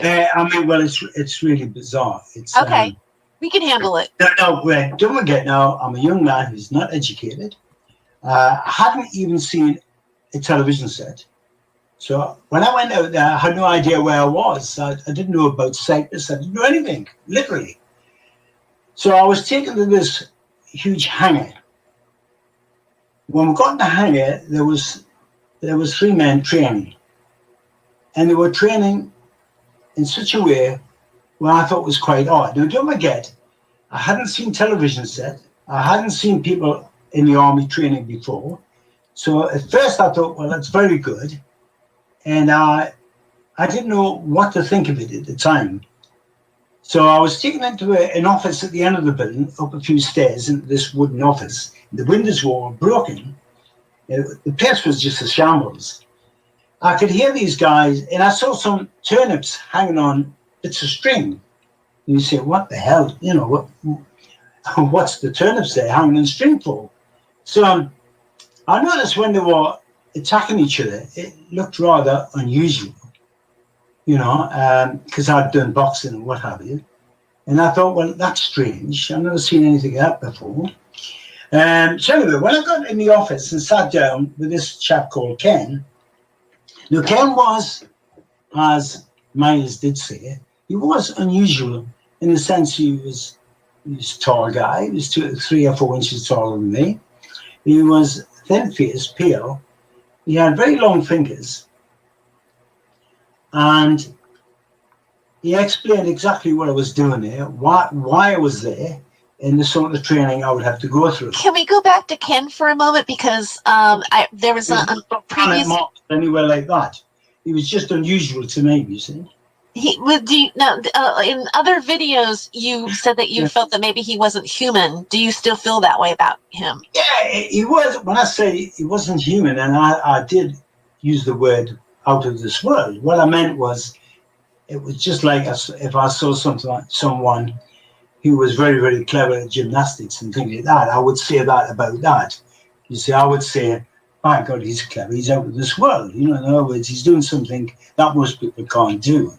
So I use that terminology.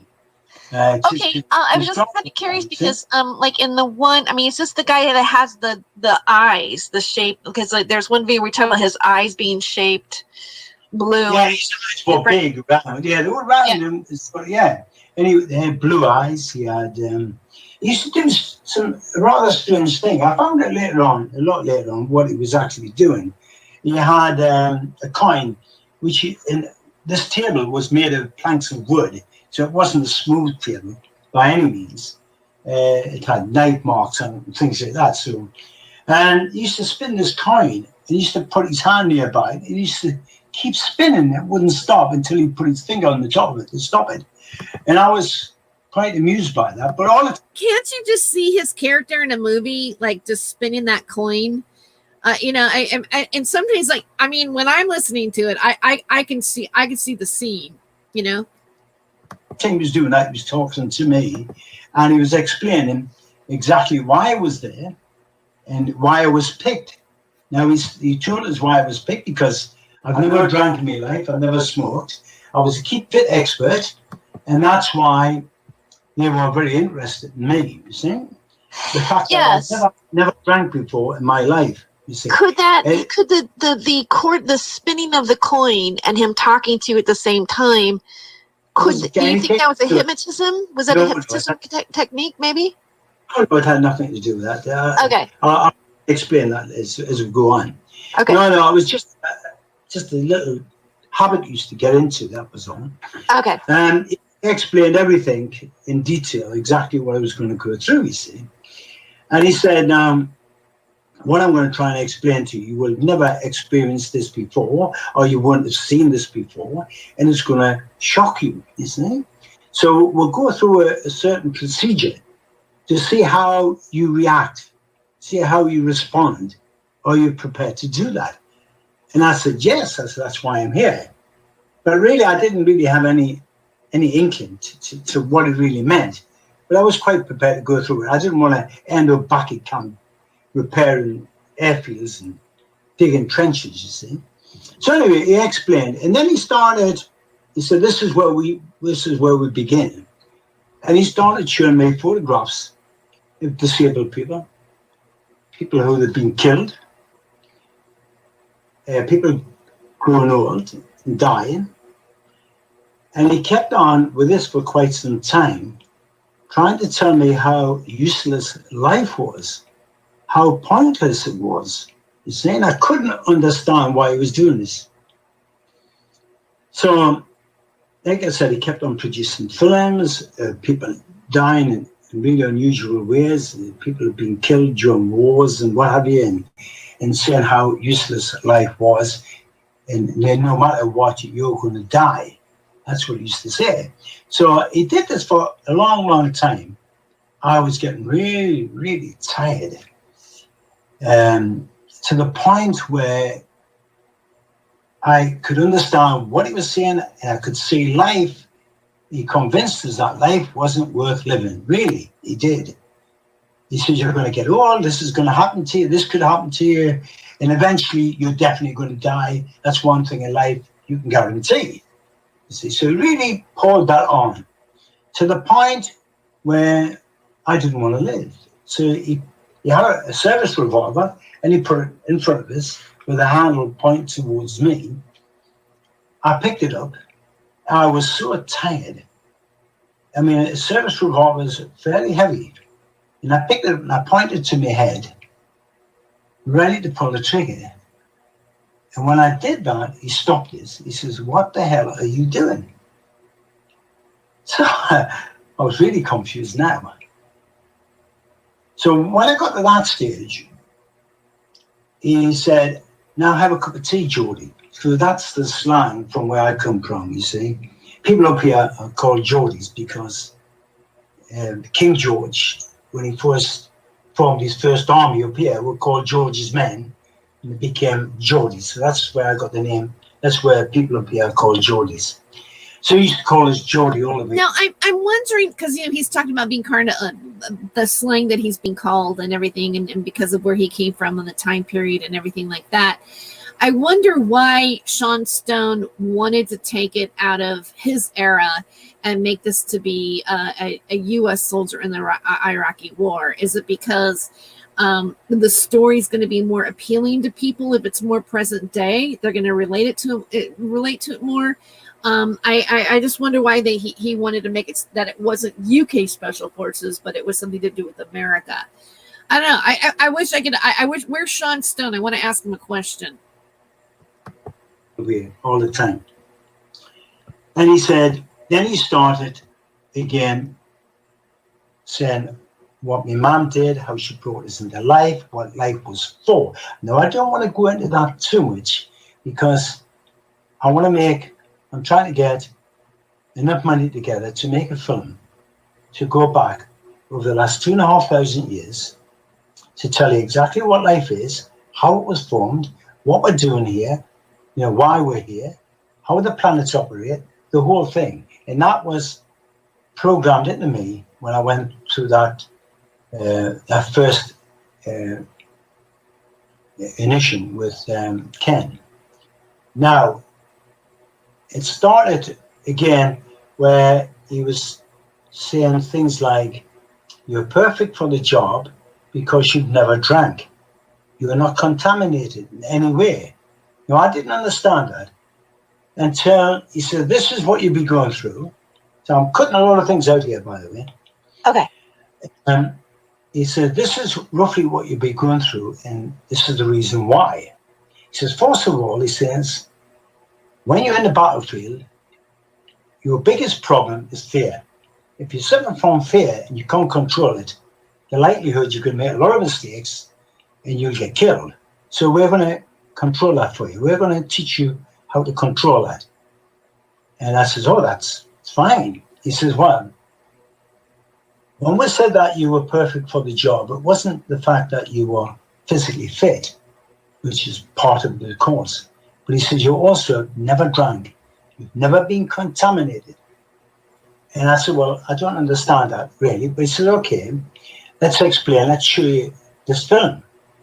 So I didn't see this in some of the interviews, and I never actually put this in other books.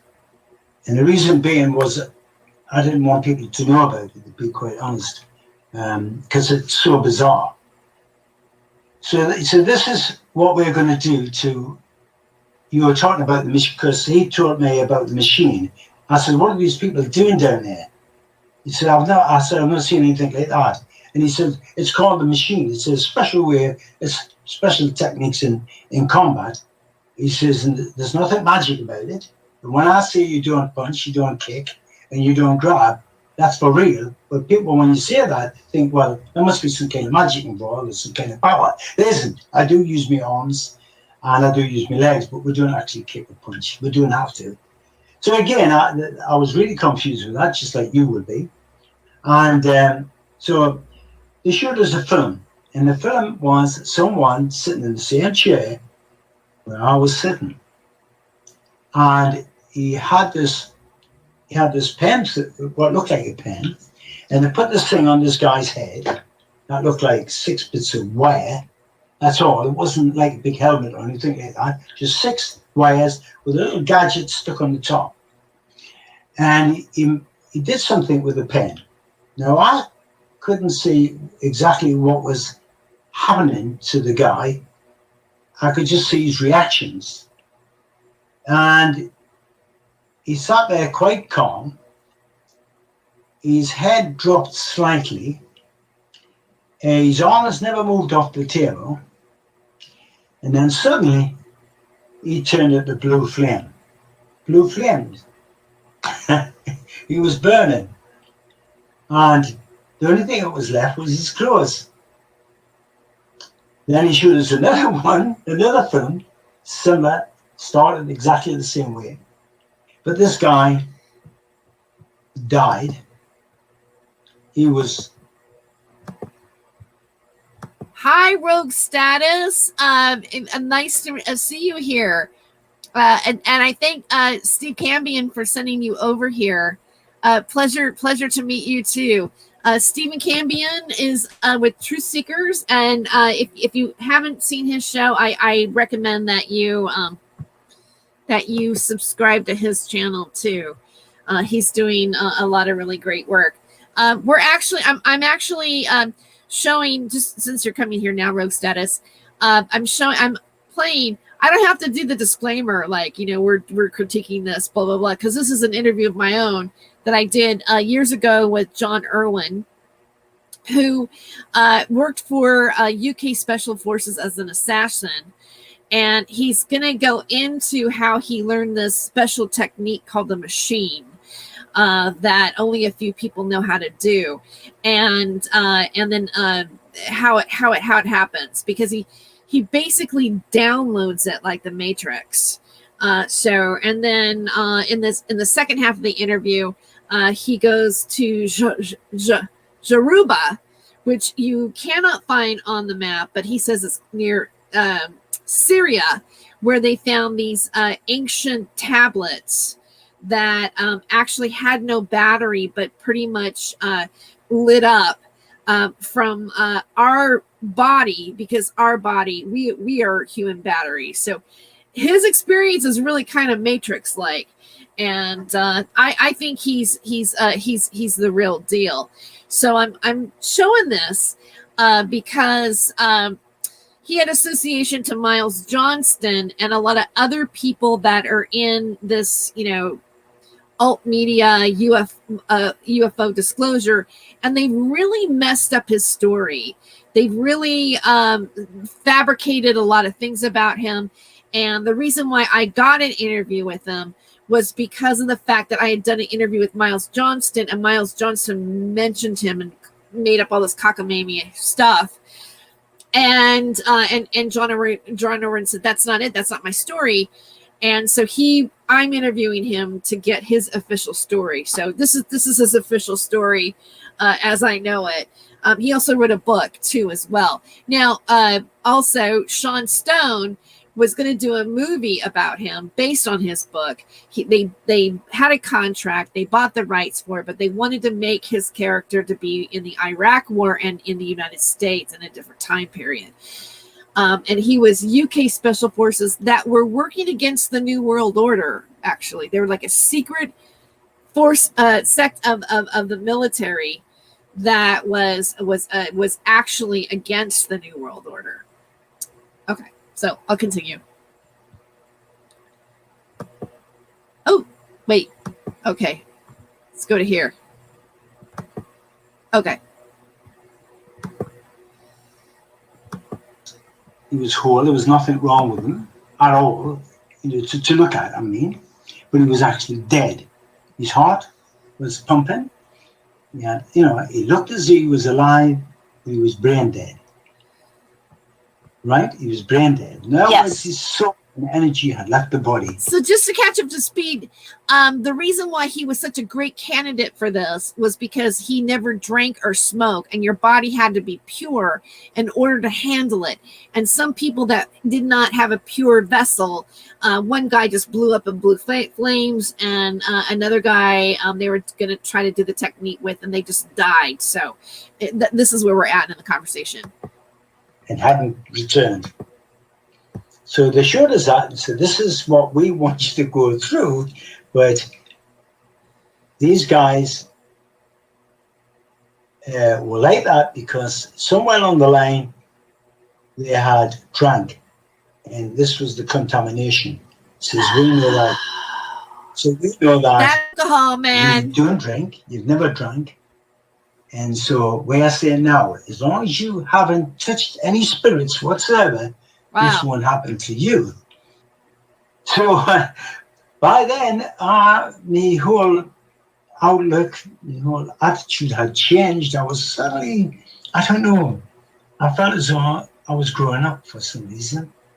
I was starting to learn things very, very quickly because I did other things prior to that, you see, to make us feel very, very confident.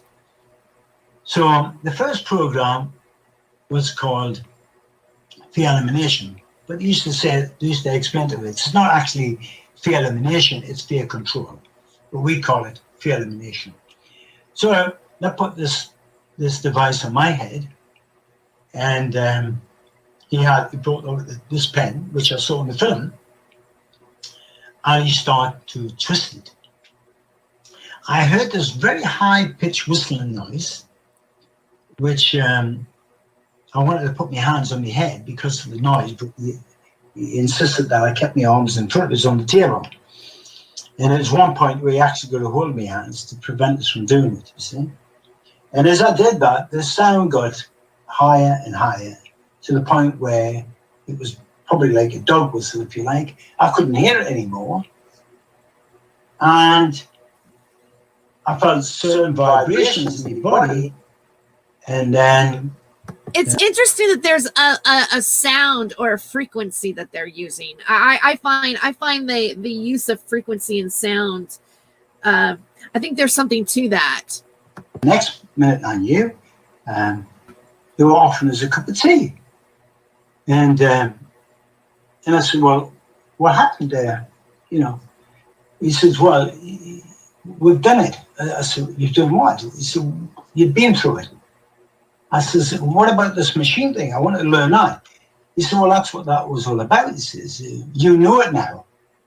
I said, "I know it." I said, "I've never left this damn seat. How can I possibly know it?"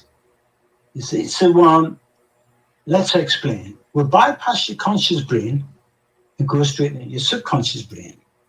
So it's a bit like sleepwalking. It says you actually got up from that chair, went down and trained with those lads downstairs. That's exactly what happened. So I'm sitting in a chair. I couldn't believe what he was saying. I'd been like that for 3 days.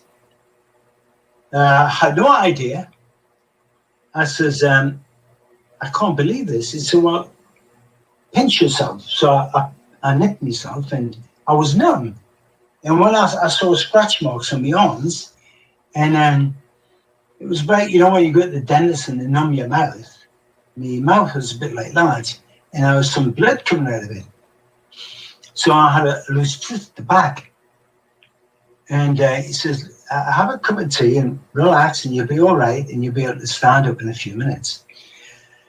So after that, cut long story short, the next day, I had to prove. That's so Matrix, isn't it? I mean, to think about that, you know, they did the thing with the frequency, and then he just and he you know gets, it goes into, he's not, you know, conscious of what happened, you know, he's missing time.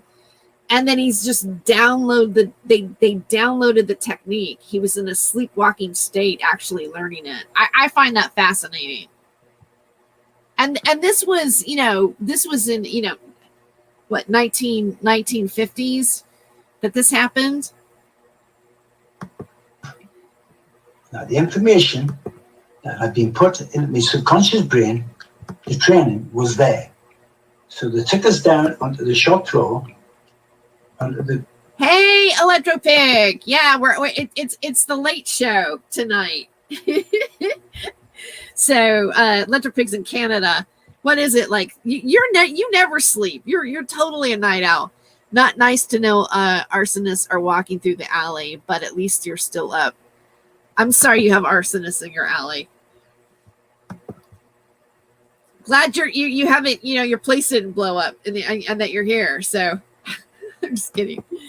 You know, where they were training.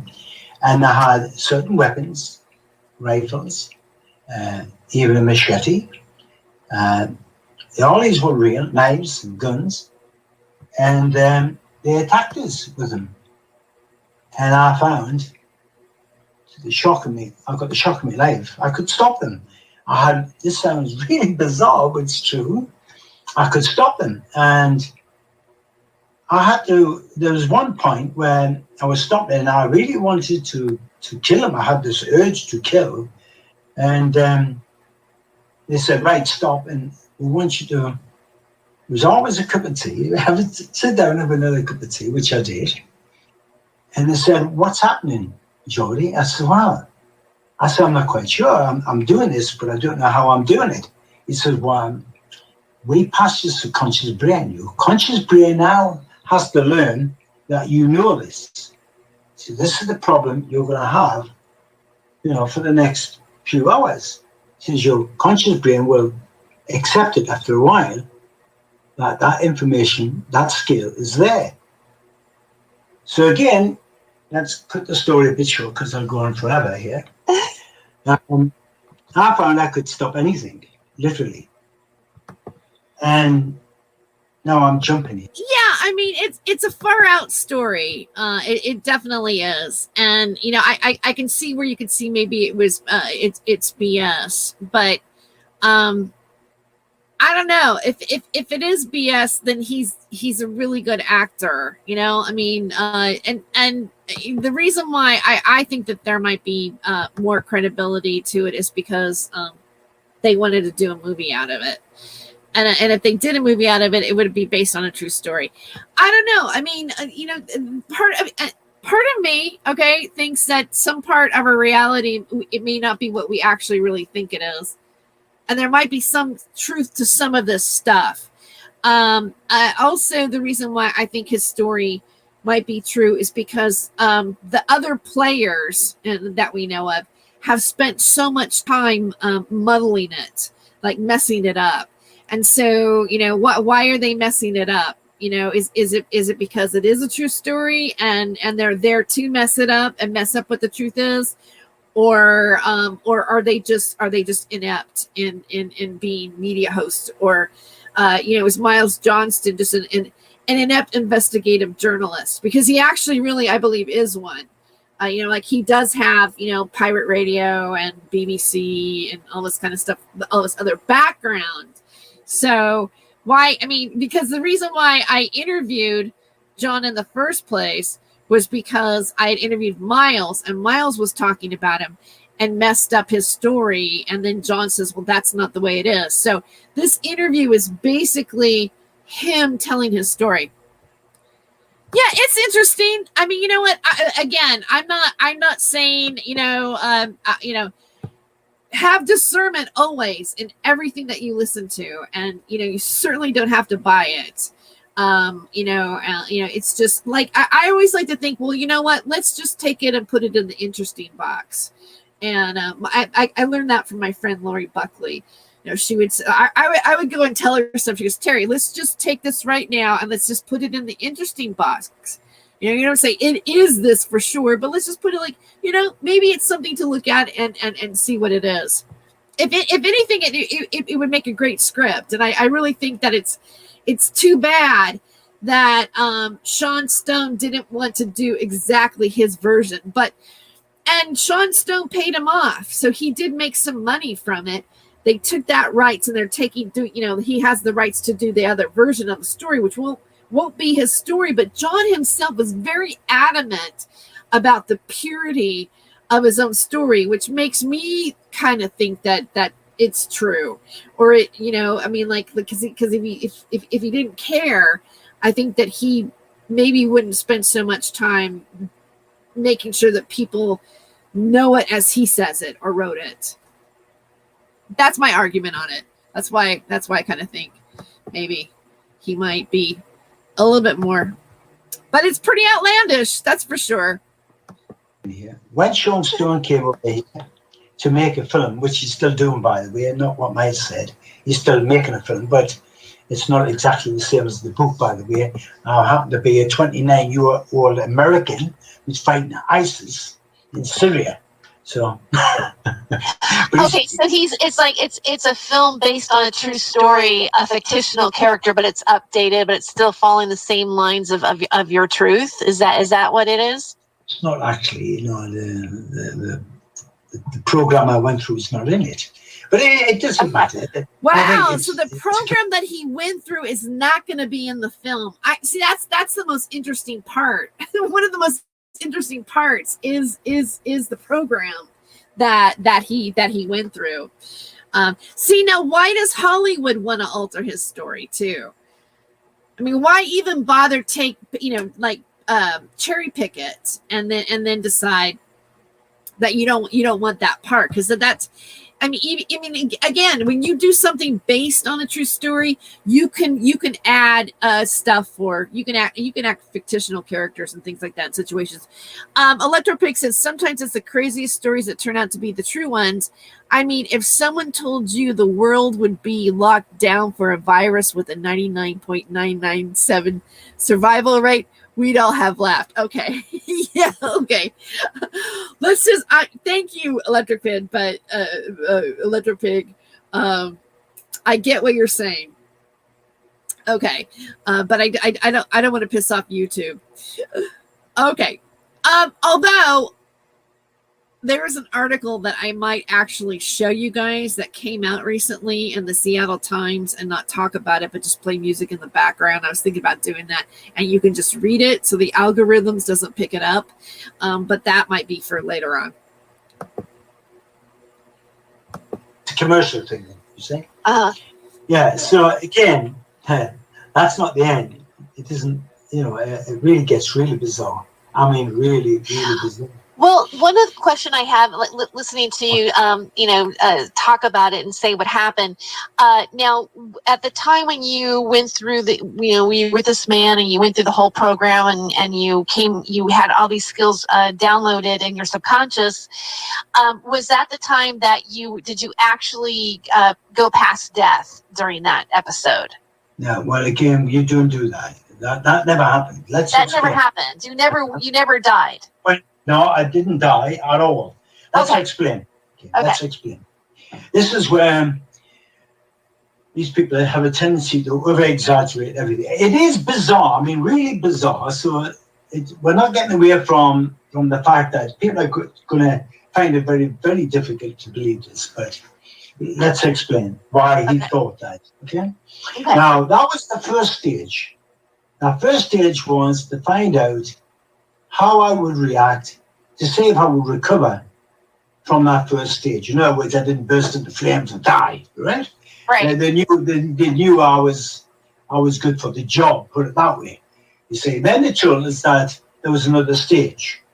And I said, what's the other stage for? I mean, I said, I know all the tactics, I know all the strategy, all of that's programmed into this. So, I'm a combat soldier now. I'm not a super soldier, by the way. So anyway, I wanted to know what this other program was, and they said, well, we want to give you the information of what's taking place in the world and why, and you'll have more reason then to do what you're doing. You'll understand why you're doing it. You're not just going out there to kill people because we want you to, or for the government, which you're not. We do everything because the government. We were against the government, the British government. We was a secret force within the army. This is why we belonged to different regiments. When we went out, supposed to be on working parties, we came back and we disappeared into ordinary regiments, you see. So you were an army that was against the agenda of the Illuminati that your government was putting into place for the New World Order. Is that correct? That's correct, yes. Okay. So all of the government now, at that time, was under full control of the New World Order.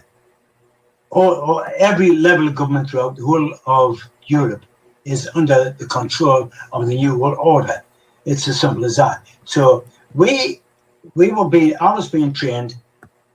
I didn't know exactly then, at that time, when I was going through various different operations, until our last one was called Jaba.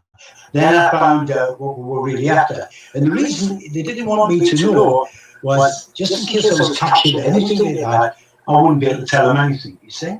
So anyway, let's get to the next stage. Okay. First of all, I have to understand what life stood for, what it is, how we got here, what the hell it is we're doing here. You see, what life's all about. So they said they're going to let me see that. And I says, how on earth are you going to do that? And so, well, in a similar way to where we're programmed to train you to fight. I says, oh, okay, is this really? I said, yeah. So you need to know exactly what life's all about. And why these people are, why the elite, well, they didn't use the word elite at the time, just why these creatures, they said, are taking over the world. We've got to stop them. So you need to understand exactly why they're doing this. And they use the terms, there's not just control of the world, they actually want to take the world. You see? And I said, okay. I said, so they're going to let me see for real what it's all about. I says, well, I really don't understand all of it. I have an idea where you're coming from. So they said, okay, we'll go through it. I said, right, because there's nothing going to happen to you. We've just proved that through the first stage of this. That was called the one step beyond. The second stage, okay? So again, the same procedure. I sat at the table, my hands in front of us, resting on the table. He sat directly opposite with this pen, and then it started, you see? This high-pitched whistle noise, exactly the same. Then, after a while, I felt as though I hadn't left again. I felt as though I'd been conscious all the time, which I hadn't. They said, right, have a cup of tea. And they said, we're going to show you the pictures now. You're going to see, you're going to feel as though you're in a cinema. I said, okay, how are you going to do that? They said, well, what we want you to do after you've relaxed for a while is to remember how we taught you to combat, yeah? So everything you've seen, everything that you're going to see was done through your energy, the energy that's in your body, not your soul. Your soul can't leave the body. If it leaves the body, you die, you're dead. But through your energy, which has a signal, and that's what we've been using, you see? And we can't send it, we can't use that energy in the way that we would like. It can only pick up on what is available at the time. Did you understand? It's like the TV set. The radio signals that's coming through, you can only get the stations that the radio of the TV is capable of picking up, you see? What's within that facility, you see? So I wasn't quite sure when he went with that until he told me to relax again and close my eyes. He put the thing back on my head, but this time pictures were appearing in my head with my eyes closed. And I opened my eyes quickly again when I saw them. I got such a shock. And he said, no, close your eyes again. And this time, don't open them, Jody. I want you to control it. You can. You need to switch on. You need to switch the fear off. So I sat for a while and concentrated. And that's exactly what happened. So this is what I'll only mention some of the things I saw, okay?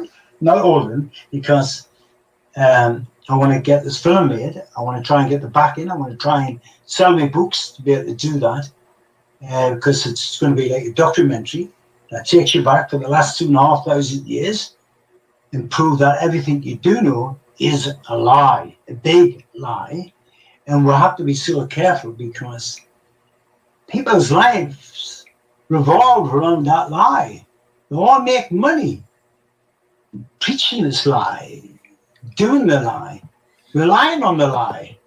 So the whole their program. Okay, so I want to address some of your guys' comments here before I go forward, and I'm going to skip to I'm going to go to the halfway mark and where he talks about being in Jaruba and the tablets that they discovered, and give you a little taste of that. And then I'll probably wrap it up at that point because we are getting kind of late. And also, you know, I didn't intend to play the whole show, but I'll make sure that I have it in the chat here if you want to listen to the whole video. But I want to address some of your comments while it's been going on. I put some up on the screen while it's happening. One is that Electropic says, I'm tired of the algorithms, even worse than the Crowcar rhythms. Yeah, the algorithms suck. And it's not just the algorithms. It's like the AI will pick up what we're saying. And the AI can't tell what your attitude is. It just, you know, or what, you know, or how you're presenting the material. It's just going to hear what you say, and then it's going to determine you, and boom, you've got a community strike. And then you have to appeal it. Hopefully, you know, your appeal happens, but a lot of times it doesn't. So I figured that if I show an article and let you guys read it, and then I'll play a little background music, and then you'll see what this new news is. This is mainstream news about it. So, because I want to keep going here, and I wish I wish I could talk about it, but I just don't want to risk anything at this point, because if I get shut down for it, then I can't do anything. And, you know, maybe things will get better, right? Maybe things will get better. We're just going through this weird censorship at the moment. You just sent me an example of playing with algorithms. Okay, I'll make sure I'll check that out. Shadow ban. Okay, first of all, shadow banned account says that secret force in the army against the agenda. That part I'm having trouble believing. All right, so maybe it does sound difficult to believe that there would be a part that would be military base that would be a rogue against the agenda. I can see your point in that. Rogue status. Crazy out there. Totally evil, totally unbelievable, etc. All it takes is a little study into human nature, greed, and power. Amazing what you recognize is plausible.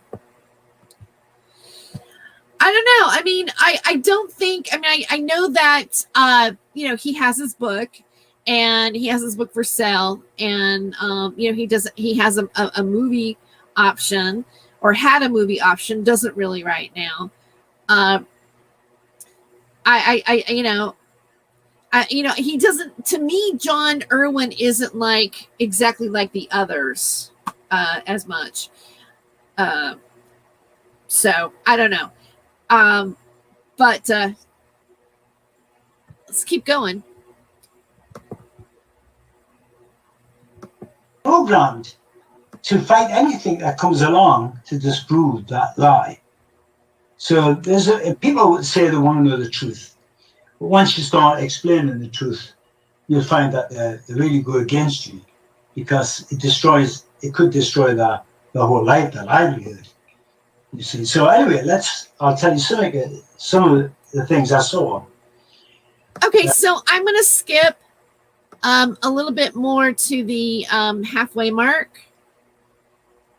Let's see. The Nephilim. Yeah, here we go, about the Nephilim. Let me go back a little bit. Where's this at? Who were dropped off in Lebanon. Okay. Back a little further.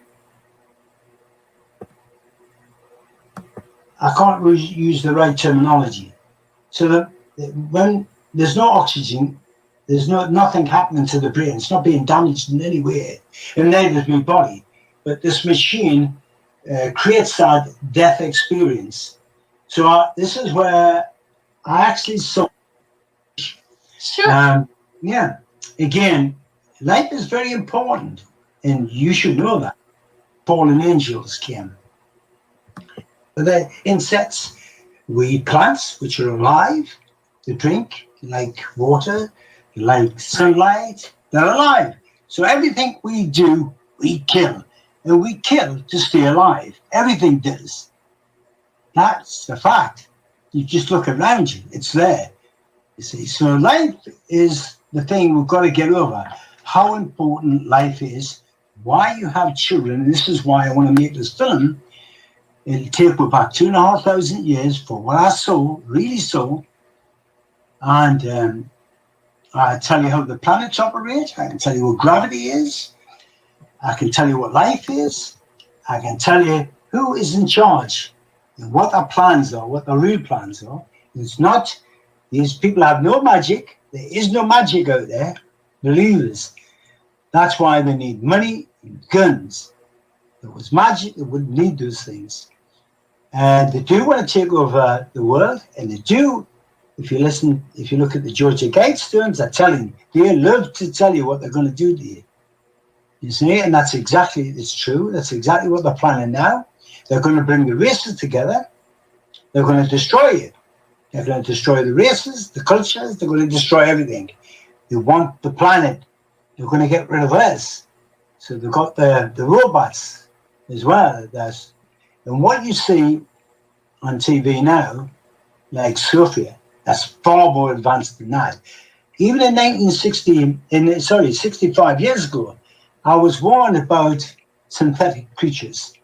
They said I might come across one. The likelihood would be 50 to 1 or something that I might come. This is how to deal with them.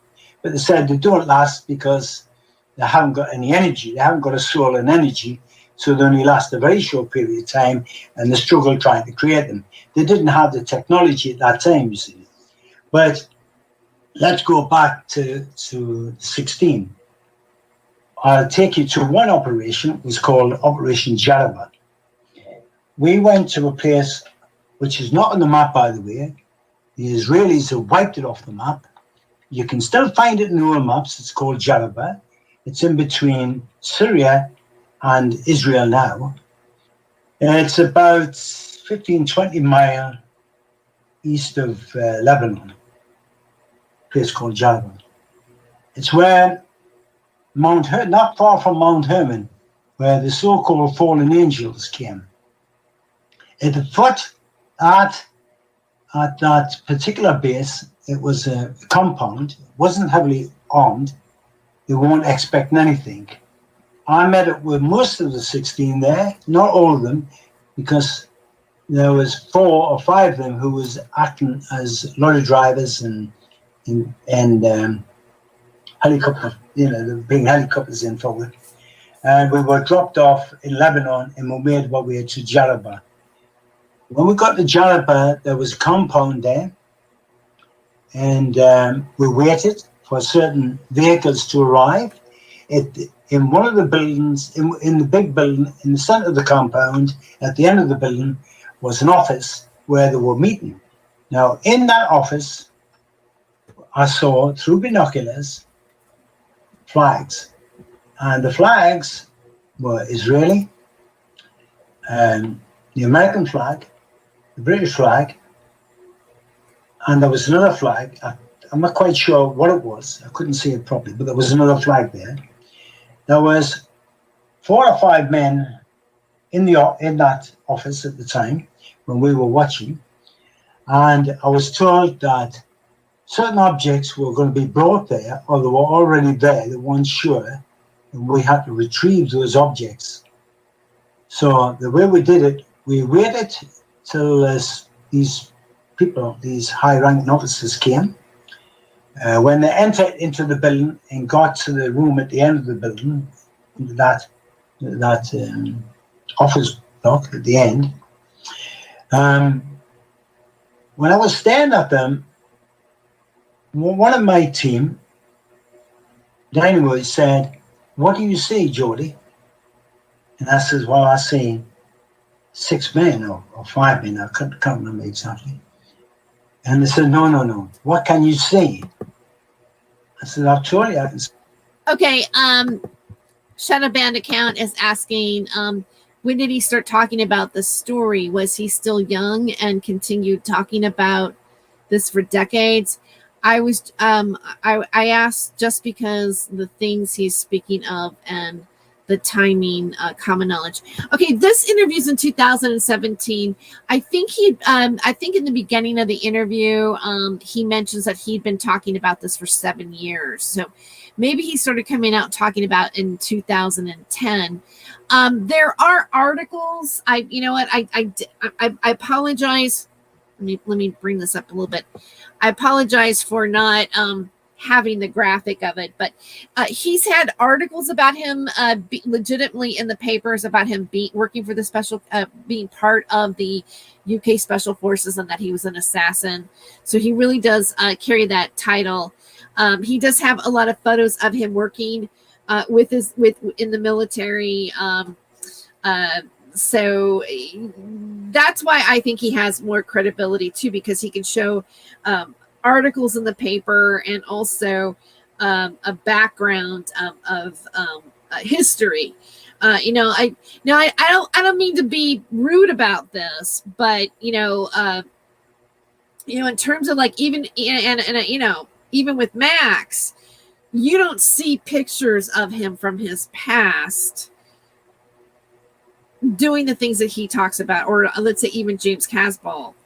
I mean, you might see him, there might be some photos of him in fatigues and this and that, but you don't, I mean, the underground bases and stuff like that, obviously you don't have pictures of that, right? But he has, in terms of like being in the, working, being in the military and everything, there are pictures of that. And there are articles about him being an assassin. So yeah, but I don't think, oh, okay. So shout about, yeah. Okay. I don't need to over explain it. Right. Okay. So yeah, there is a paper trail with him on it, but yeah, it's definitely out there. And he's going to get into the tablets here in just a second. So.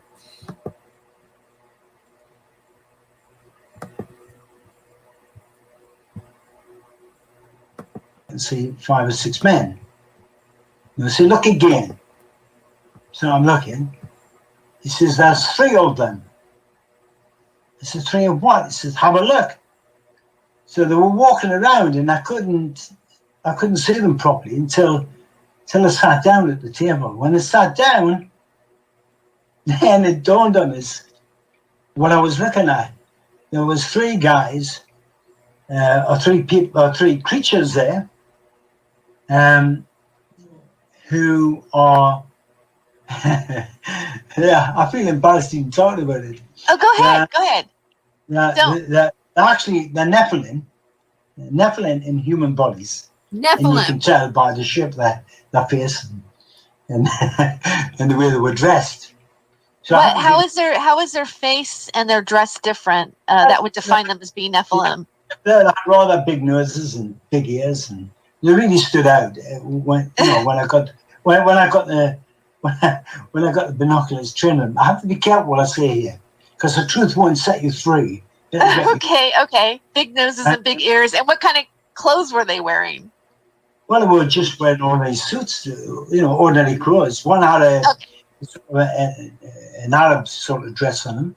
Okay. And but again, when I say that's what they look like, you see. So anyway, to cut a long story short, one of our, not my team is 4 people. Another team of ours, one of them actually got in through the toilets. The toilets were right up against the fence near the main entrance, and one of our lads got underneath the fence into the toilet, because on an odd occasion one of their troops would come over into the toilet, you see, and he'd walk out, and they were really stubborn. They were dragging his rifle across the ground and fastening his trousers up and things like that. So anyway, they got into the toilets, and this guy came over, walked into the toilets. A few minutes later, what looked like he was coming out of the toilets, and he started to drag his rifle on the floor, and he was bending down to fasten up his tunic and heading towards the 2 guys that were guarding the main entrance to the building, you see. And we waited. Okay, I'm gonna stop this for just a second, because I realized that John Irwin has actually actually Skyped me. So while I don't know if he knows that I'm actually doing the show about him right now, but because I postponed this for so long. So I'm happy I'm finally getting it done. But at 12:47 on Skype, I don't know if I can, you probably can't see that there. I don't have Skype on my, I haven't downloaded Skype on my actual laptop, so I should do that.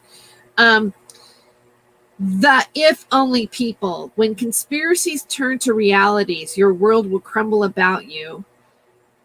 The free and you that you could, I don't know, this is not like really grammatically correct.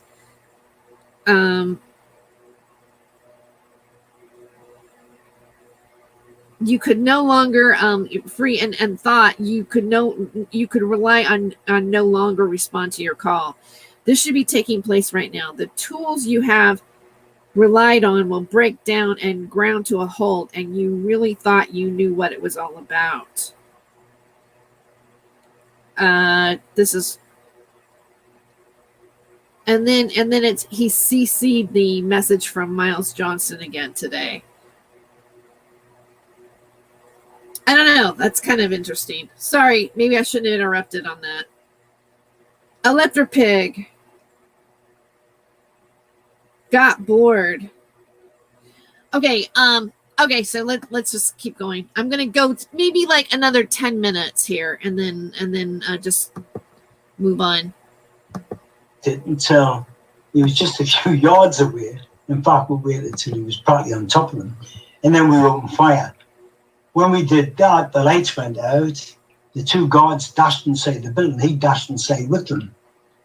So he dashed upstairs along the corridors to that office block at the end. He opened the door. He threw 2 grenades in. He killed everybody in the room. When we were bombarding the place from outside, and I don't know exactly what he did inside the building, obviously, because I wasn't in the building. When he came out, he was running across the courtyard towards the main gate, shouting in Arabic from to open the doors. He had a little red light on his tunic, so we could recognize it was him. And when they opened the gates, and everybody, these troops were running towards the gate with him, our lads opened fire and killed most of them. And our chap got out. When he did that, he had 2 articles with him. At that time, I didn't see him. I just saw the bag he was carrying them in. He got up on the top of this mountain where we had been watching the compound. We got a larger bag. He put it in there, and then we went off to get across the River Jordan. You see, now the River Jordan was very, very deep at the time. It was very rough, and you couldn't get across it really unless you had the techniques that we had. It's in the book, by the way, how we did that. Everything's in the book. Well, most things are in the book. Telling you how we did all that, how we could get across the river without getting wet, how nobody could follow us. When we got across the other side of the river, it was nighttime. We hugged it together, saying... John, you know what? We do have to take a break here. We're going to take a 4-minute break and then come right back. Where can, just so the listeners can know, where can they find your book at? You can get it. You can only buy the book through me. You don't buy it off the internet because it's a forgery. You don't get it off Amazon. But get in touch with me, and my email address is john@ucsdefense.com. So if they email me, and that is also my PayPal account as well, so they can pay through that. You know. Okay, awesome. We'll be right back. Stay tuned. So is that last bit? We're like, great, gotta hurry up. We're gonna go to the next. We're gonna cut us off here in a second. That's .com Records again. Travis John, they did that beat.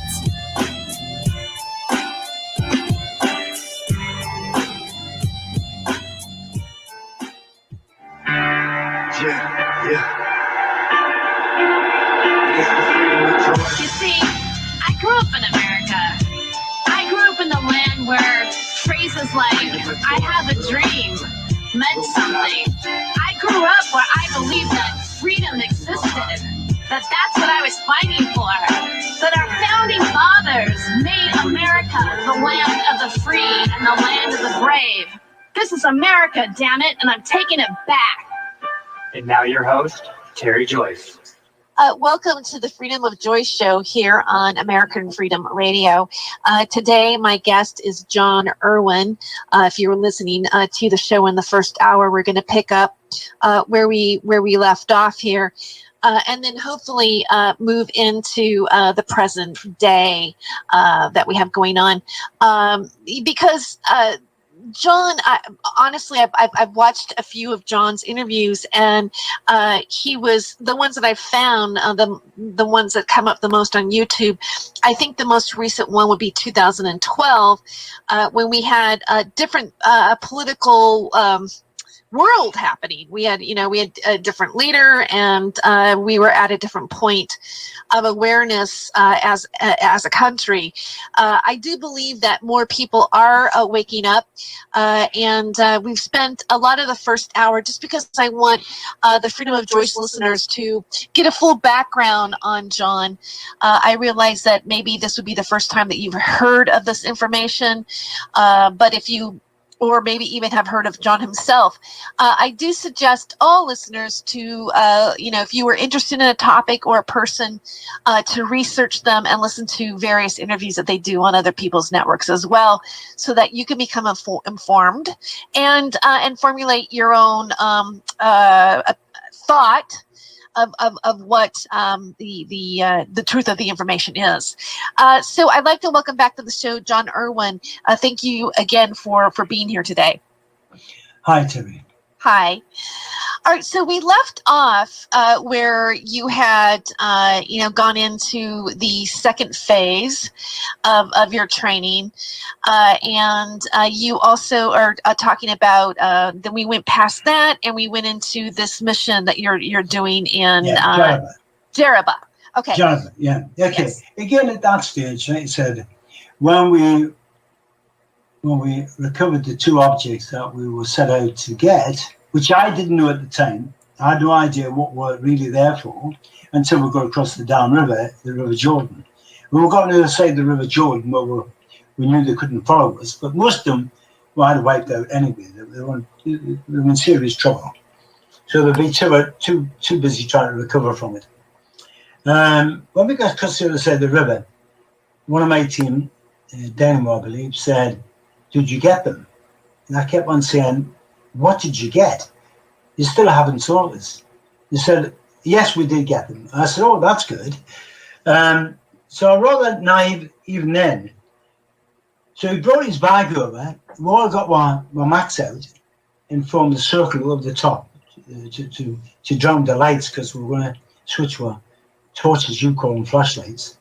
We switched them on, and he brought this box out, which was about 3 inches wide, 2 inches deep, and about 8 or 9 inches long. And it was black, and it looked like plastic. I don't know exactly what it was made of. And he was having a bit problems trying to open it. Well, one of my team gives it here, and he pressed something. It was like a trick box, and it came open very, very slowly. It was like a spring opening. And inside was red-violet material. He took out the red-violet material and put it on the ground and opened it up.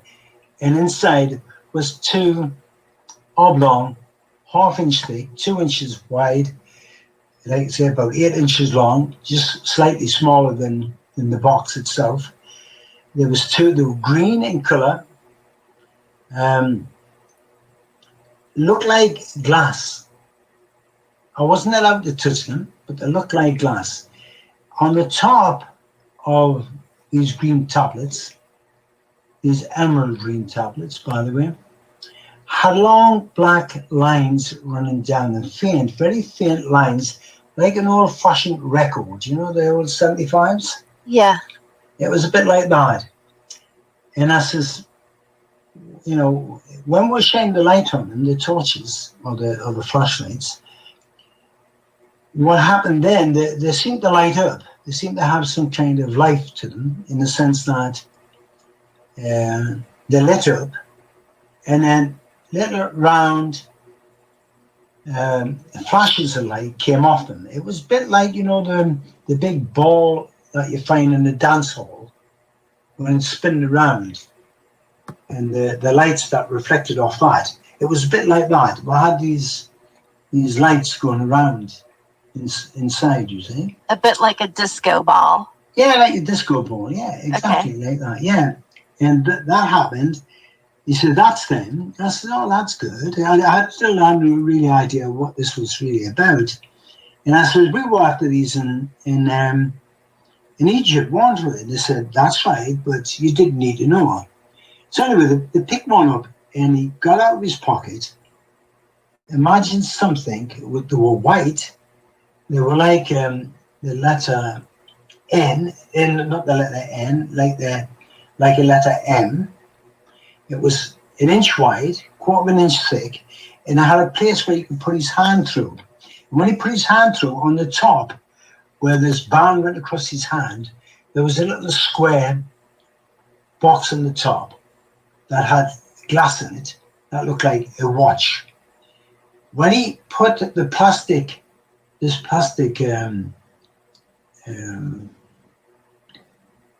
he put this plastic through it, passed it through underneath his hand, pictures appeared on the top. What I could see from where I was, I saw letters and numbers, and then pictures of things as he was passing his thing through it. And he did that with the other one. He said, "That's them." And I was amazed because I hadn't seen anything like that before. And the only thing I was confused about, I says, "How did that light up?" I says, "Where's the batteries?" Now, don't forget, you go back to 1959, the only batteries I saw then was those huge 2 round batteries, big round batteries, 3 inches by an inch, with a bit of metal on the top and a bit of metal at the side. That's all I ever seen. I didn't realize there was smaller batteries. I'm seeing your guys' comments, and I'm going to get to them in a second. I just want to let him get through this part with the tablets, because I don't want to break it up too much. So let me just get through the tablets, and then I do want to feature your comments and talk about it. Rogue status and a shutdown account. I can see you guys in the chat. What you're saying in the chat. So hold on. A lot smaller than that. I hadn't seen them before. So anyway, I was quite curious. He says, "We don't need batteries, John." He says, "You've got 250 volts in your 200 volts in your body. You know that, don't you?" And then suddenly I started to realize, it started to come to this, because it's like, see, I'm programmed with it. And then I started to realize what was happening. So anyway, they got these 2 tablets, wrapped them up in this material, put them back in the box, and then one of our lads, they call them runners, you give them to him, and he takes them away. Where they went, I have no idea. But I was given the impression there was more than 2 of them. There was around about 6 of them, or 2. But as long as we had those 2, it meant that whoever was in possession of the others, they couldn't get all the information from them. They had to have all them together, and they're interlocked with each other. If you look on them, on the back of the book, I think I sent you a picture of it. If you look on the back of the book, you'll see that the tablets had grooves at the side which they could all connect with each other, interlock. So what they were actually put through, I have no idea. So again, that was advanced technology. I was told later on that they were literally thousands of years old, and that they actually came from the pyramids at some point, and that all the information, everything that was in the pyramids 2,500 years ago or more had been ransacked. Everything in those pyramids that was visible or they could get to was taken away and destroyed. Everything, even the technology and how they were built. Everything was taken out of those pyramids. They didn't want you to find out. Okay, I have a couple questions for you at this point. Now, you said that all the tablets weren't together. So there were other ones that were out. And were they making it like, are they trying to get all of them, or are they trying to keep them separate on purpose? No, they were trying to, the elite, if you, whatever you want to call them, they were trying to get these tablets. Okay, so they could come together and work like they're supposed to. Yeah, so they get all the advanced technology. What is in that technology? Is it a library, or everything? Is it Everything that you're doing now, what you're looking at, what we're listening to, energy weapons, anti-gravity, everything is there. Everything. The problem they would have at the time, they wouldn't have the technology to be able to put that information together. They wouldn't know how to make the chips and things like this. They wouldn't know how to do that. So even if they had them, they wouldn't be able to use them until through length of time they would learn how to make these things to operate these tablets. Okay, here's where my mind is going right now, because if you're talking about technology that was in the pyramids thousands of years ago, then that means that we were already advanced. There's a group of people that know this, and the people before us were already advanced, right? That's right. I mean, exactly. That's how they built the pyramids, really. Yeah. Again, I don't want to go down that area at the moment. Okay.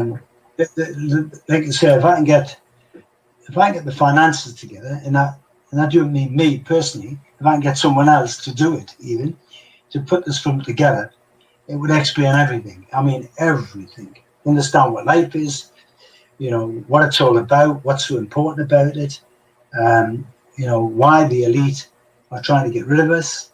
It's all there. Everything's there. Would be in this documentary film. Why do you think that they're trying to? I mean, just in a nutshell. I mean, why? What, in your opinion, what is the motivation? Because to get rid of us. The motivation, you see, which they say you're going to be. You saw what goes on with people. People get killed all over. As soon as they get anywhere near the truth, you vanish, literally. I mean, you know that. You see? So again, let's explain. You've heard of, I've used words like the fifth race, if you like. There's another race, which, when they saw them, they used the name devil. That's where the word devil came from. That particular type of being is now running your country and ours, and now are trying to take over the world. That's as far as I want to go with that. It's as far as I want to go with that. You're in serious trouble. You have no idea the trouble that you're in. Again, I would like to get people together to be able to discuss this. Whoever comes my way will be vetted thoroughly. Believe you me, will have to be, because they've infiltrated just about every organization. They're in control of the governments, they're in control of the armies, they're in control of every level of government, right down to the schools. That's how they can do what they do. That's why they're making everything a mess, and you can't do nothing about it. If you try to do anything about it, you're in serious trouble. You're going to be arrested, and that's how much power they've got. So okay. Be very careful here. We're talking about, because in some of the other videos that you I watched, you talked about seeing spaceships or flying ships as you were approaching. All right.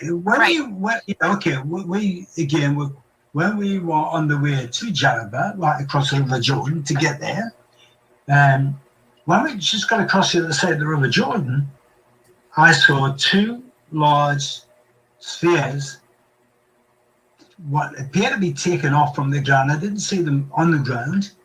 I saw them in the air going up over as from the ground. These two were enormous things. I had no idea what they were. I hadn't seen anything like it before. I stood there in amazement, pointing my finger at them to the rest of my team, and not one of them looked up. Not one. Chalky, who was one of my team, came over and said, when I said, look at that, He says, yes, forget it, Jody.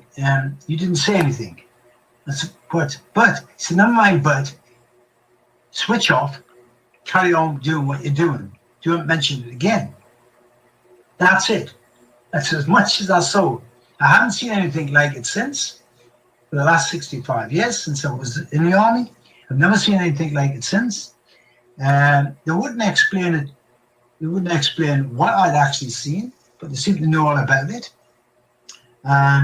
They weren't surprised. I was the only one that was surprised.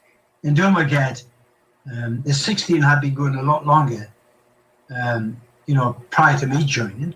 They've been going since 1952.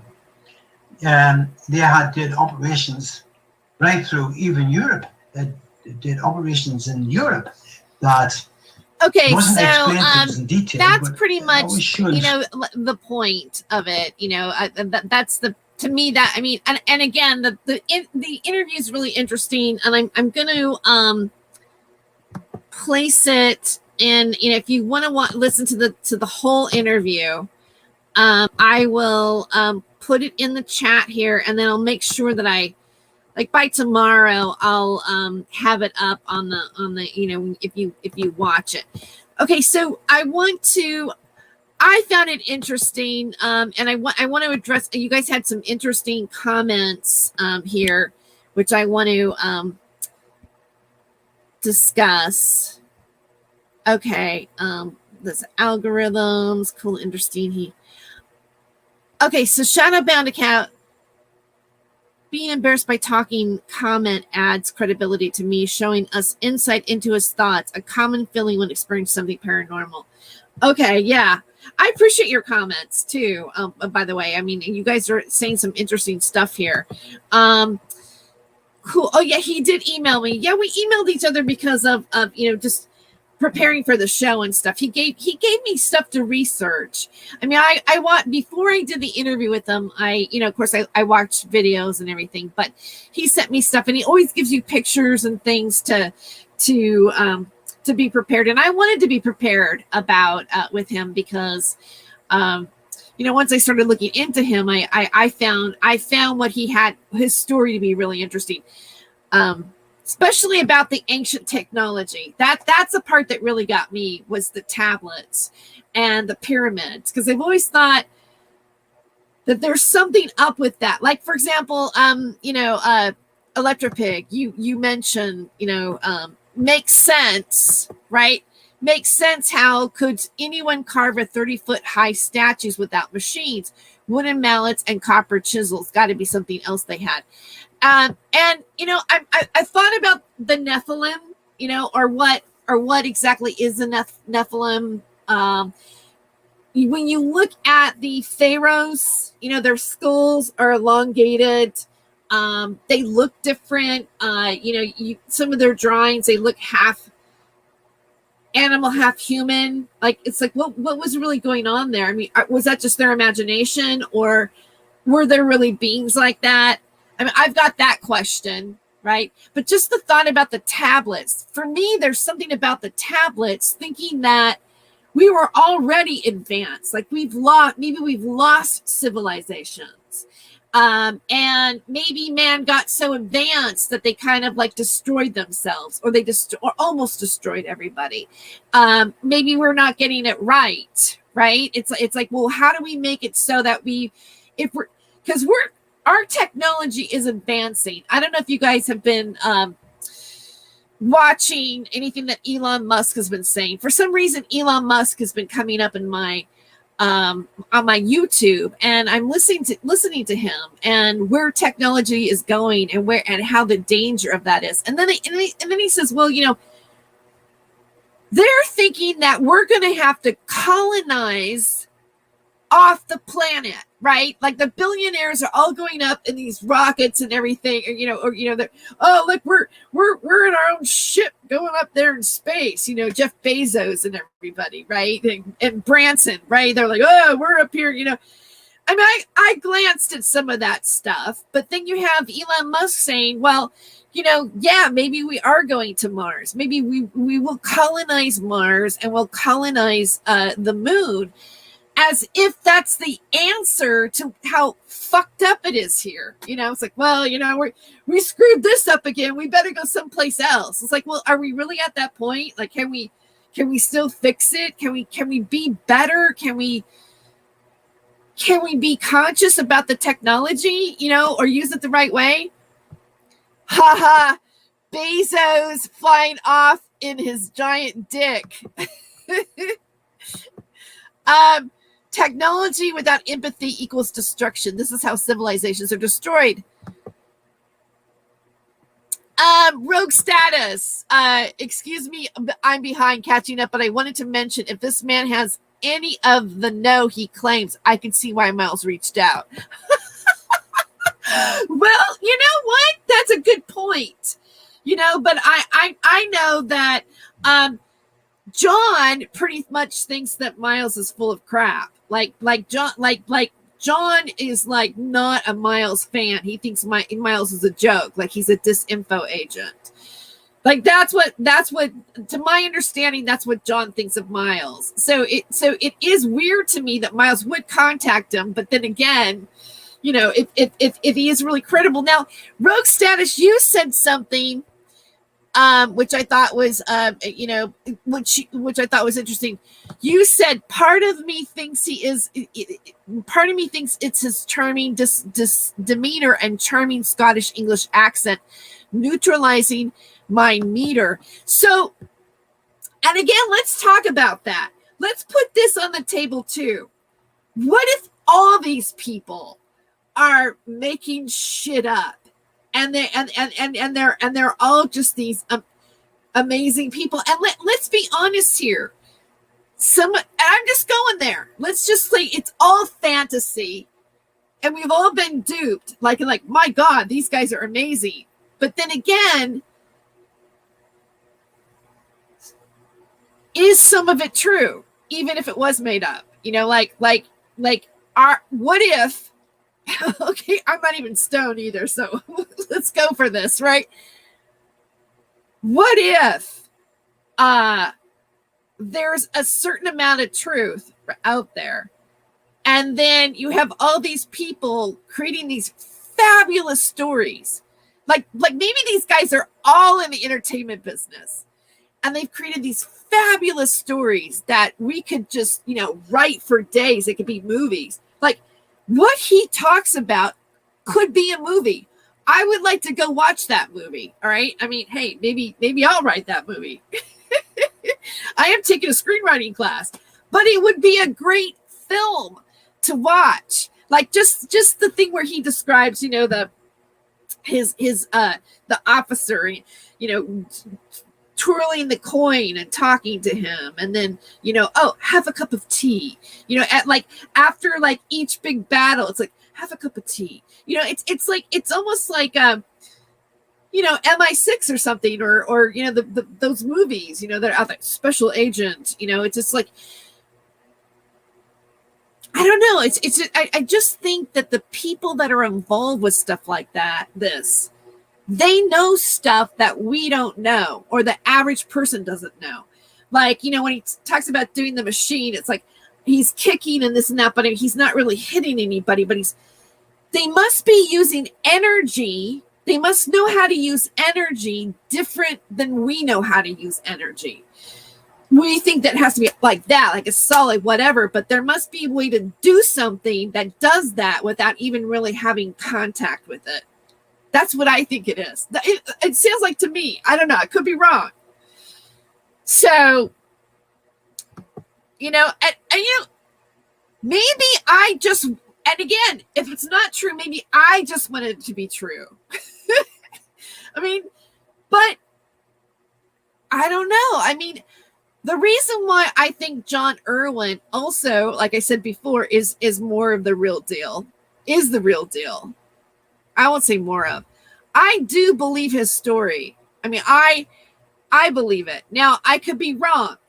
I could have been seduced by the Scottish, disarming, charming accent.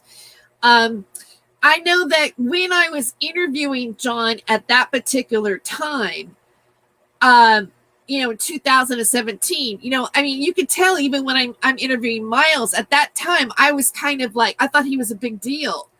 Like I believed a lot of things that were presented to me at that time. And now that I've been around, I kind of got over that. And I started, all of a sudden my eyes opened up. It was like some of it was like a cold smack in the face. Like, wow, these people are not right. They're making shit up. They're criminal, and then you start to see the crack in the walls, like, oh my God, this isn't the truth, But in that, while I'm doing my, this live stream, stuff like that, I want to show you guys is I'm also trying to look for the truth. And, I mean, like, I see the world as being like, no, it's not how we were told it was, Like, I believe that. It's like, something else is going on here. It's almost like you can feel it, right? But then again, somebody can look at me and go, oh, that's just crazy. She's crazy. You're a conspiracy theorist. We need to report you. You're thinking odd, But even so, like, I look at it and go, hey, you know what? It might make a really good screenplay. At the least resort, some of these things will be really good stories, and at least they're interesting to look at and contemplate. Though I full on think that they're like that it's totally plausible that ancient technology that has been kept a secret from us, and then it's been pursued, and the people that have it have the gold. Like, the gold is the knowledge of what is and was, and why wouldn't a group of people know? Why wouldn't a group of people know that there was ancient technology connected to the pyramids and in Sirius? Like, he mentioned Mount Huron, and I found it interesting that he also said, oh, and they were Nephilim. But then again, maybe he's just a really great storyteller. You guys tell me. I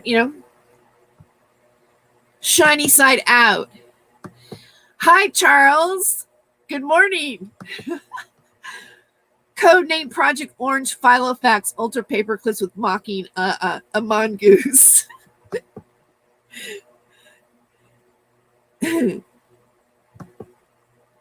Just her had to go. Electric. She came between me and Bill. Oh, I don't know who you guys are talking about.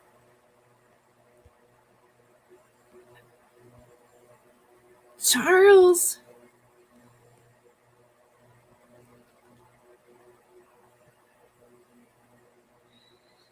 Okay, so Shadow Man, yeah, exactly. Like, all of it.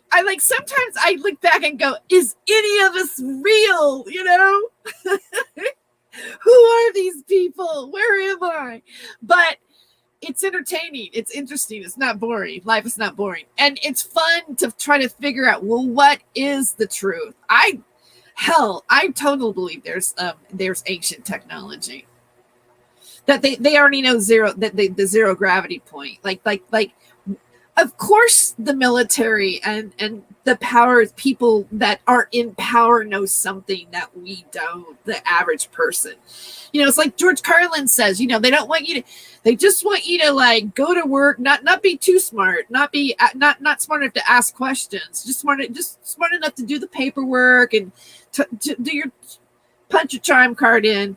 And you move on. It's like, because, like he says, they're in a big club and you and I ain't in it. So what does that club entail? What is that? Is it knowledge? Is it ancient knowledge? And think about this. How come John Irwin is allowed to tell us that? Right? Like, do we have people that say stuff to us because we need to know it? Like there is an awakening, like it's time for us to understand it, I don't know. These are my questions. Yes, of course they hide tech from us. Yeah.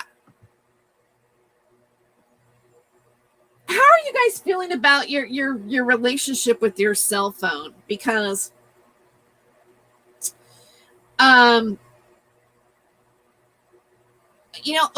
I've noticed in myself that that if I don't have this with me, if I left the house, I didn't have it. Like, oh my god, I can't believe it. I can't believe I left it on my phone. Like, what could happen? Like, I don't even know how to walk someplace. It's like I'm like, what is going on that I become this attached to my phone that I don't think that I can survive without it. But guess what? In a way, we almost have to survive without it. With it, we can't. It's like, what would happen if we didn't have a phone and every single restaurant turned into where you just swipe the code to get what you want? Like it's getting to where your phone, like even with the DMV. Even at the DMV, I had to do an application on my phone because you can't go in without doing it online first. And how they did it is they scanned the phone. What would happen if you didn't have a smartphone or you lost it or you didn't have it for the day? And here you are. And some people, oh, that's just, the next extension is going to just be part of your, hand.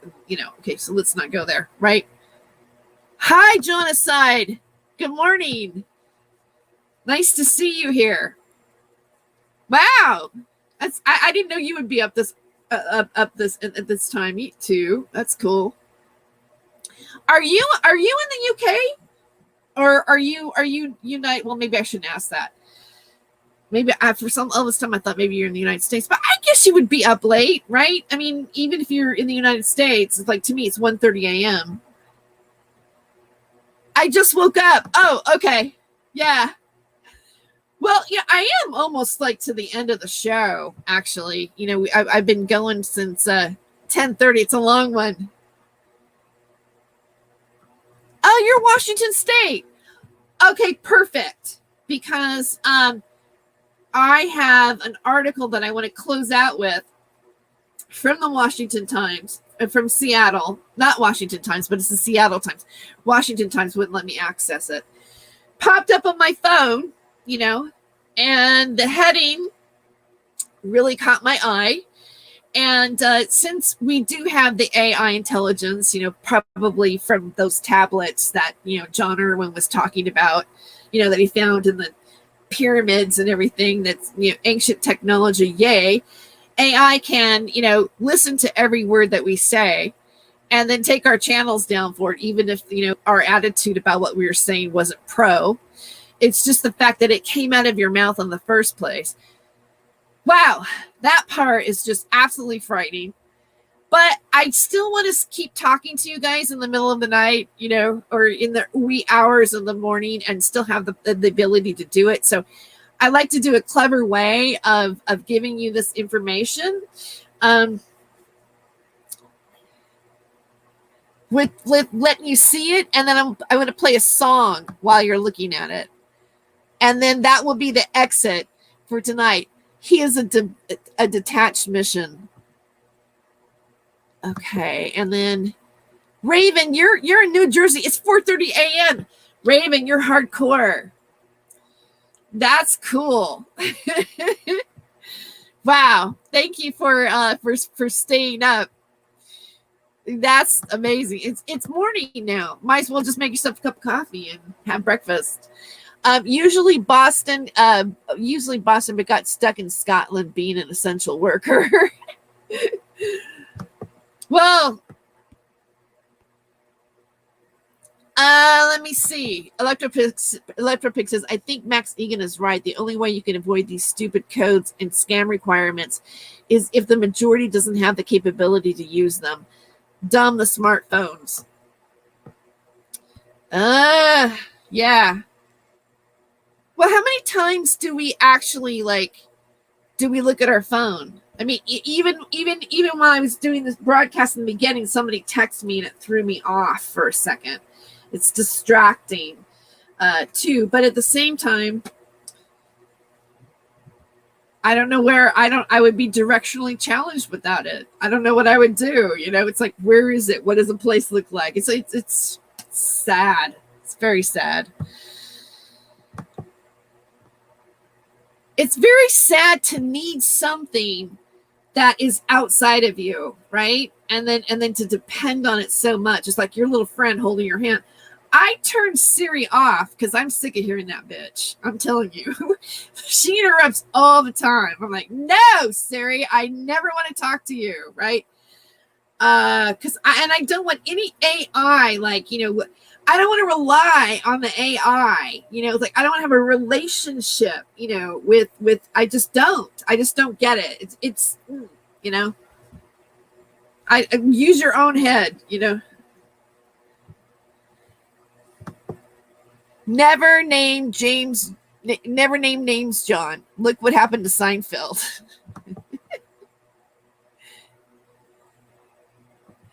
Oh, that's funny. You turned her off. Does that work for Carrie Cassidy? One could only hope, right? One could only hope. Yeah. Yeah, because I didn't use Siri, and then all of a sudden I would be, watching a movie, and then it would like bleep or say something, or, I would be talking to somebody or doing a video, and then it would interrupt, and I was like, no, yeah. So I started thinking, like, who's listening, right? I know that sounds paranoid, but what if Siri was the gateway to our monitor, how they monitor us? And that, when you say something or talk on the phone, like ever since I registered for college, and I'm doing like fiction writing and screenplay writing, stuff like that. That's all I get. I get ads in my, hey, so-and-so software to write a book. And, why don't you submit your podcast for this? And then it's just, and I know that they do that for advertising. Oh, we're just doing that for advertising, because, but our devices are learning our habits, and they know how we shop, and they know what we think about, and they know what we Google and what we're interested in. And, it like all of us are being profiled. Every single one of us are, we're probably even being scanned and everything. And it's like, they're like our whole thing, like we're already virtually scanned.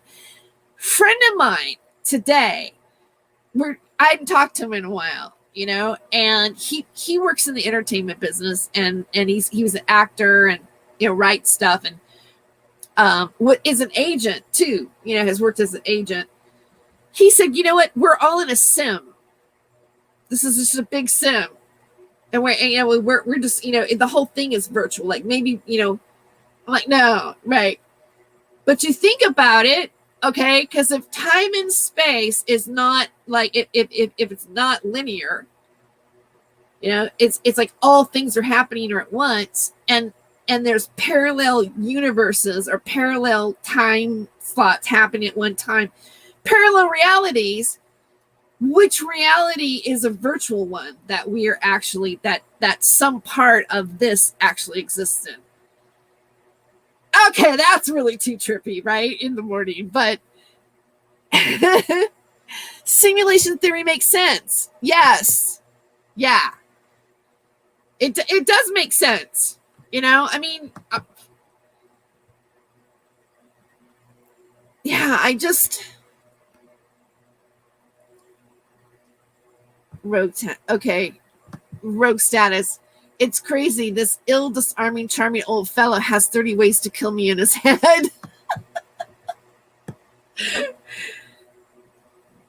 Yeah, he's charming. He's charming. I was watching M. Seeker. Oh, guys, big recommendation. You gotta watch Kevin Moore and M. Seeker, and their show where they talk about Charlie Ward and Simon Says, okay, because he's got a code name, Simon Says. Simon says that I have a Santa's cooking channel. Okay, so Simon says I love wearing neckties. All right. Simon says it was my daddy in the other astral plane, or my daddy that's an alien was influencing me to behave badly. Okay, I'll stop. And Simon Says, and then who else? And then the Project Camelot, Carrie Cassidy, Captain Mark Richards, Richard Baldwin case is, and it's really thorough. I mean, Kevin Moore shows documents, and I mean, he has it down. They have it down. I mean, I'm really impressed, and I think it's really worth watching them, and that unfolding saga of what's going on. And think about it. Guess where Simon says, I'm procreating with an alien cat queen. Okay. Simon says, he's so, I'm sorry. Okay. Simon Says, we can talk about Simon Says all day. Simon Says came out in the Amash program with Miles Johnson and Joanne Summerskills, and it was a hotline or help support for people who had contact with aliens or abuse or whatever. And so that was the premise of what of that organization. And I believe that was Miles' first thing before Bases started. And then they did that documentary. You can actually watch it on Amazon Prime. I did a show about, I talked about this topic before, but so, and it has the whole thing, that whole footage of Simon Says doing a coloring book and coloring all the different little aliens and everything like that. It still blows me away that guy just went right after, right with the whole booing on thing and the it's like this UFO media, that, or the community, they have spawned that. And Simon Says comes from Miles Johnston, and Miles Johnston was the person that muckied up John Irwin's story when I interviewed him. And that's how this interview happened, because he wanted to clarify what was happening. And just to make it full circle from the beginning of the show, the whole point about this for me is, I said, when, like how I met John Irwin, and how I met John Irwin is that John Irwin was complaining about Miles Johnston, who just sent him something through Skype, where now Miles Johnston has recently contacted him, and he's in some sort of trouble. He lost his channel, and he mentions a honeypot, and I'm going to leave it at that. But apparently he got arrested. But I'm saying allegedly, because this is the information. I mean, why would Miles lie about himself, right? Because he tells the truth all the time. But I don't know, how do I verify this in the UK? Because in the United States, we can look for somebody. Did they get arrested? Are they still incarcerated? You put their name in something. But can you do that in the UK? I just want to see that he was actually arrested.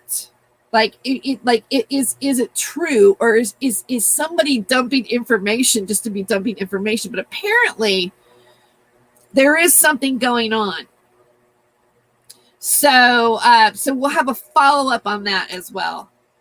Oh my goodness, comments.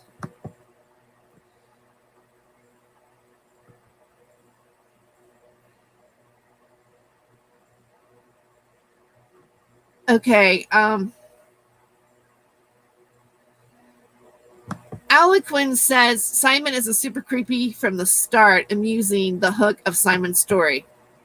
Yeah. Rogue Status says, gonna be painful, the kind of bittersweet takes for a few months before your autopilot and expecting to see him lines up with reality. It's at first, later will make you smile. Charles, nah, he had an alternative account where he was getting his dick out on camera for the women. Lots of them do that. Oh, okay. See, now that makes sense to me. All right. That makes sense. All right, I'm just going to leave it at that.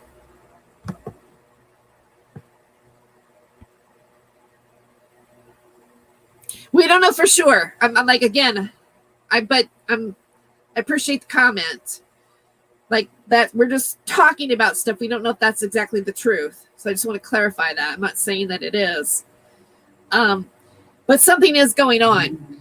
And it seems like, I mean, because if you think about like the whole Simon Says thing, right? Like, how many of these guys are like this? Is that a pattern with everybody? Like, I just want to question those things, because the one thing that's gotten about the group of people that we're talking about, like, for example, you know, Carrie Cassidy is interviewing a guy who's in prison for masterminding a murder and taking advantage of minors. These young men were not even 18 yet, and he was giving them drugs and all this kind of stuff. And he does this kind of like, you know, fantasy sort of Dungeons and Dragons kind of thing, you know, this Camelot and this plot to really do an act of in Marin County.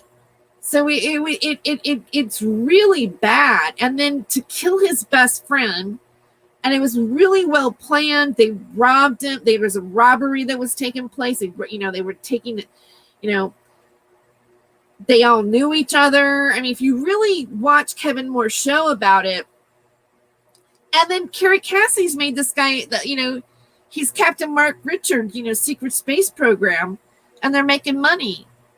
They're making money. And let's look at Sean David Morton. Sean David Morton in prison. And yet, you know, he's really struggling. And can everybody give a donation to him at Carrie Cassidy's website? Like, is he made up too? Like, is he really back in prison again? Or are they just making up that he's back in prison because it's a reason for people to donate? Because, you know, Sean David Morton never swindled anybody out of money or anything like that, or misrepresented his taxes. He's a victim for the straw man theory. Like, you know, like he's going against the system. That's the story, right? Like, a lot of these guys, like, let's talk about Bobby Joe, or was that his name? Ophidian Duncan.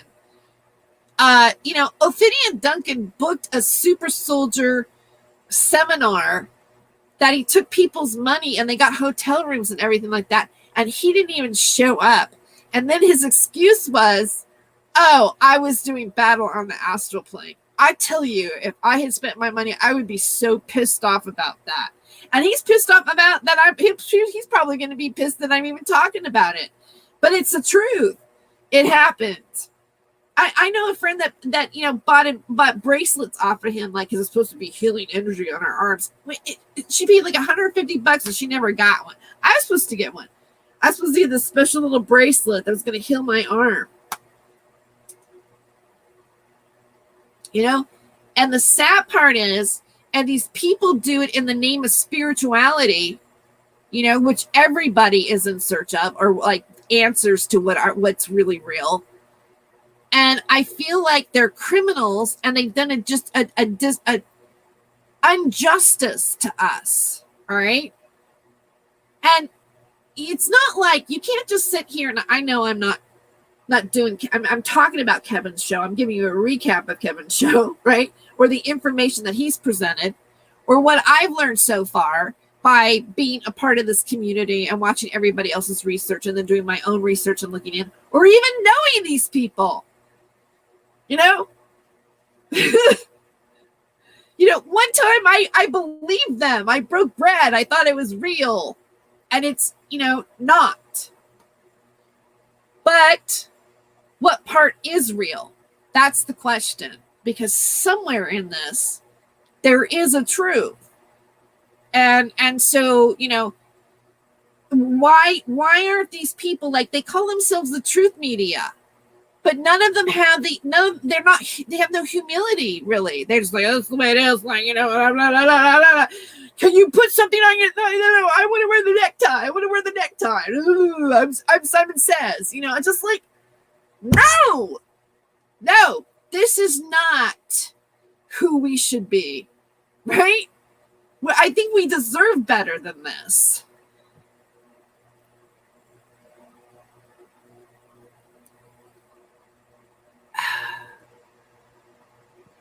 I'm just looking at what you guys are saying.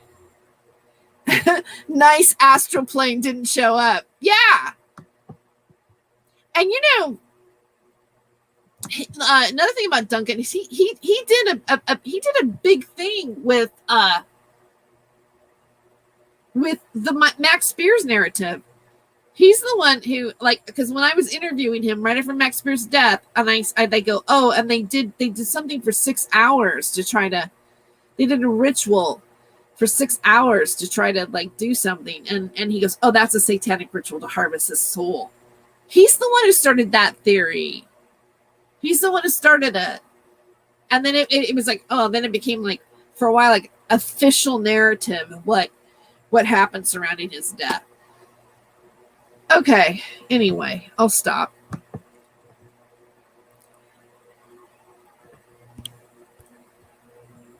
Rogue Status says, John, I want to fuck John. I won't BS you, man. Respect you too much. Will it get better, less painful? No, it won't. But it will get easier and easier to deal with. Oh, is he still after me? Is who still after me? You know what? I I feel safer being around you, Charles. So, no, he's still after you, Terry. Might have to give him another shot across the bow. No, people in this community, it's kind of piped down a little bit, right? It's better. Things are better. In that regard. I don't know for how long. I mean, my last show, I had the bot people showed up. The trolls showed up for the last show, but then somebody said, I'm special ops and I can make this stop. And then it stopped. So who am I to judge what's going on? All right. So I want to show you guys something, and I want to say goodnight to you guys. Duncan, Terry. I'm gonna play some. I'm gonna move out on some music. And I want to show you this article, and make what you will out of it. But this is from the Seattle Times, or maybe I said that wrong.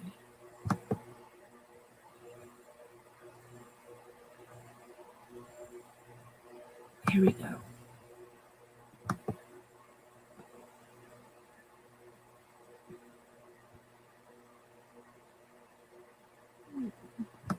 I don't want the notifications.